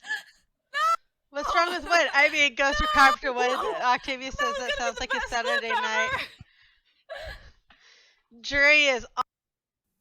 We're gonna keep the effects going. Maggie I'm laughs. sorry, I'm not reading chat. Hello. Thank you guys for giving shout outs to everybody. I appreciate it. And you said your next YouTube video is coming out when, Red? Tomorrow. Tomorrow? What's so it about? I've got a fun one on the WoW GeoGuessr game. Have you ever played that? No. So there's an EverQuest GeoGuessr game which I've played before, and there's a WoW one, and there's actually an Elden Ring one now too. But it's a GeoGuessr game, so I played it and I made a video on it. Okay. And then I got one on the Riot MMO and Ghostcrawler leaving Riot and all that stuff later this week too. What is GeoGuessr? Is it like it tells you a clue and you have to go find a location, or what? So GeoGuessr is like you're dropped in a world, you have like somewhere in the world, and you have to figure out where you are, essentially. So GeoGuessr itself is like the actual world. It used stuff like from Google Maps. Oh, okay. And then they created one for World of Warcraft. So it's screenshots, like a 3D, like you're in World of Warcraft, and you have to figure out where you are. Like you can't move around. You just have to stay where you are and like look around. And the same thing with EverQuest. They did the same thing where they went to a couple different different zones, and you have to point on the map where you are in that zone to get points. Oh man, I could probably do that for like anything pre-Planes of Power. I could probably do. Planes of Power would be hard because like all of the planes are like you don't know. You know, I didn't have that stuff memorized, but okay. So I've got a thing for you then, because you can actually play along with the EverQuest Guesser map that I did. There's a link. You can play along with it and see if you did better than I did. Oh. Yeah, I'll send you. I'll DM you that. Okay. So you well, and it'll show up on my when your thing goes live. It'll show up on my notifications too. It usually does. So yeah, I may or may not subscribe and watch your videos. You know gotta support the peoples. Thank you. Yeah, no problem. Thank you, Octavius, for posting the YouTube link again. I appreciate it so much. Thank you. And Red, I appreciate you for being here tonight. I appreciate Yes, thank you for having me. I do want to let people know, people that are in here, next week we're going to be joined by author Michelle Franklin. Michelle Franklin's going to be joining us for the podcast night. You can come in and watch the podcast. Of course, we've did a lot of talking about the podcast tonight, so I appreciate you bringing up some of the past guests. I try not to do it myself because I hate to do the whole, this is your time, not mine. But yeah, if you guys want to hear me talk to Victor Bavine, R.A. Salvatore, Ed Greenwood, Delilah S. Dawson, we were talking about Star Wars books with awesome audiobook quality. Timothy Zahn. Delilah S. Dawson does great one. We have all kinds of amazing guests. If you like paranormal, we've had Dave Schrader from the Holzer Files on. So you can go and check those out anywhere you get YouTube or YouTube, anywhere you get your podcasts. You can go ahead and follow that Linktree link right there, and you can find all of the podcast links. depending on whether it's Audible or Spotify or Apple, all of that kind of stuff. Yes, there's the upcoming scheduled podcast interview. Thank you, Michelle Franklin. We have Otis Frampton, comic book writer and artist. Nathan Lowell, who's an amazing author. A lot of sci-fi, but one of my favorite books recently is called A Wizard's Butler, and it's so different than any other modern I don't want to say urban fantasy, but it's kind of urban fantasy series. It's just so different because the main character he's a guy who used to be in the military who becomes a butler to a guy who may or may not be a wizard, who may or may not be senile. It's a really good story, and it's just built and structured so differently than most books are. So he's going to be joining us. And Danny Efforts from Sovereignty Games. If you play any board games online, Sovereignty Games is an amazing app.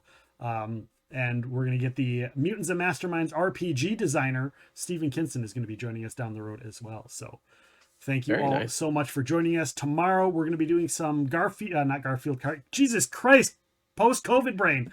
We're going to be doing Cartwriter Drift tomorrow with the drops. I'm going to be going through showing people how to build customization on their vehicles and leveling them up. And you guys might be able to run a few races with me as well and get Twitch dropped and get prepared for our moderator Bentley is going to be streaming Garfield. I said it again. Cartwriter Drift. She played Garfield Kart this weekend. So yeah, Bentley's going to be doing that this weekend, or this Thursday, I think, is going to be doing it. I know, I keep saying it. Bentley's going to be doing Cartwriter Drift this Thursday, I believe. And you get be able to ride and get the rest of your unlocks if you don't get them with me either. So go and follow Bentley as well. It's a free racing game, cross-platform. It's like Mario Kart. It's basically Mario Kart, but cross-platform, essentially, is what it is. You can use it on your phone, Xbox, PlayStation, and PC via Steam, and it's free. So free Mario Kart and cross-platform. You can't go wrong with that. So it's a really, really fun game.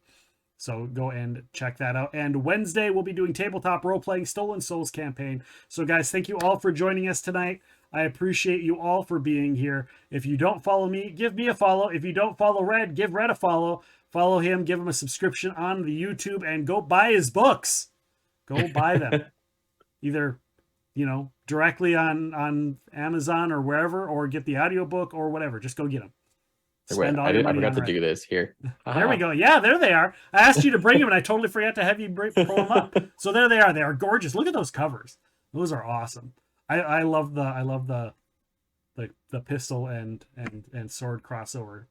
It's super awesome. So thank you, Red, for joining me so much. We'll have to chat and get some more stuff put together to do some more stuff together.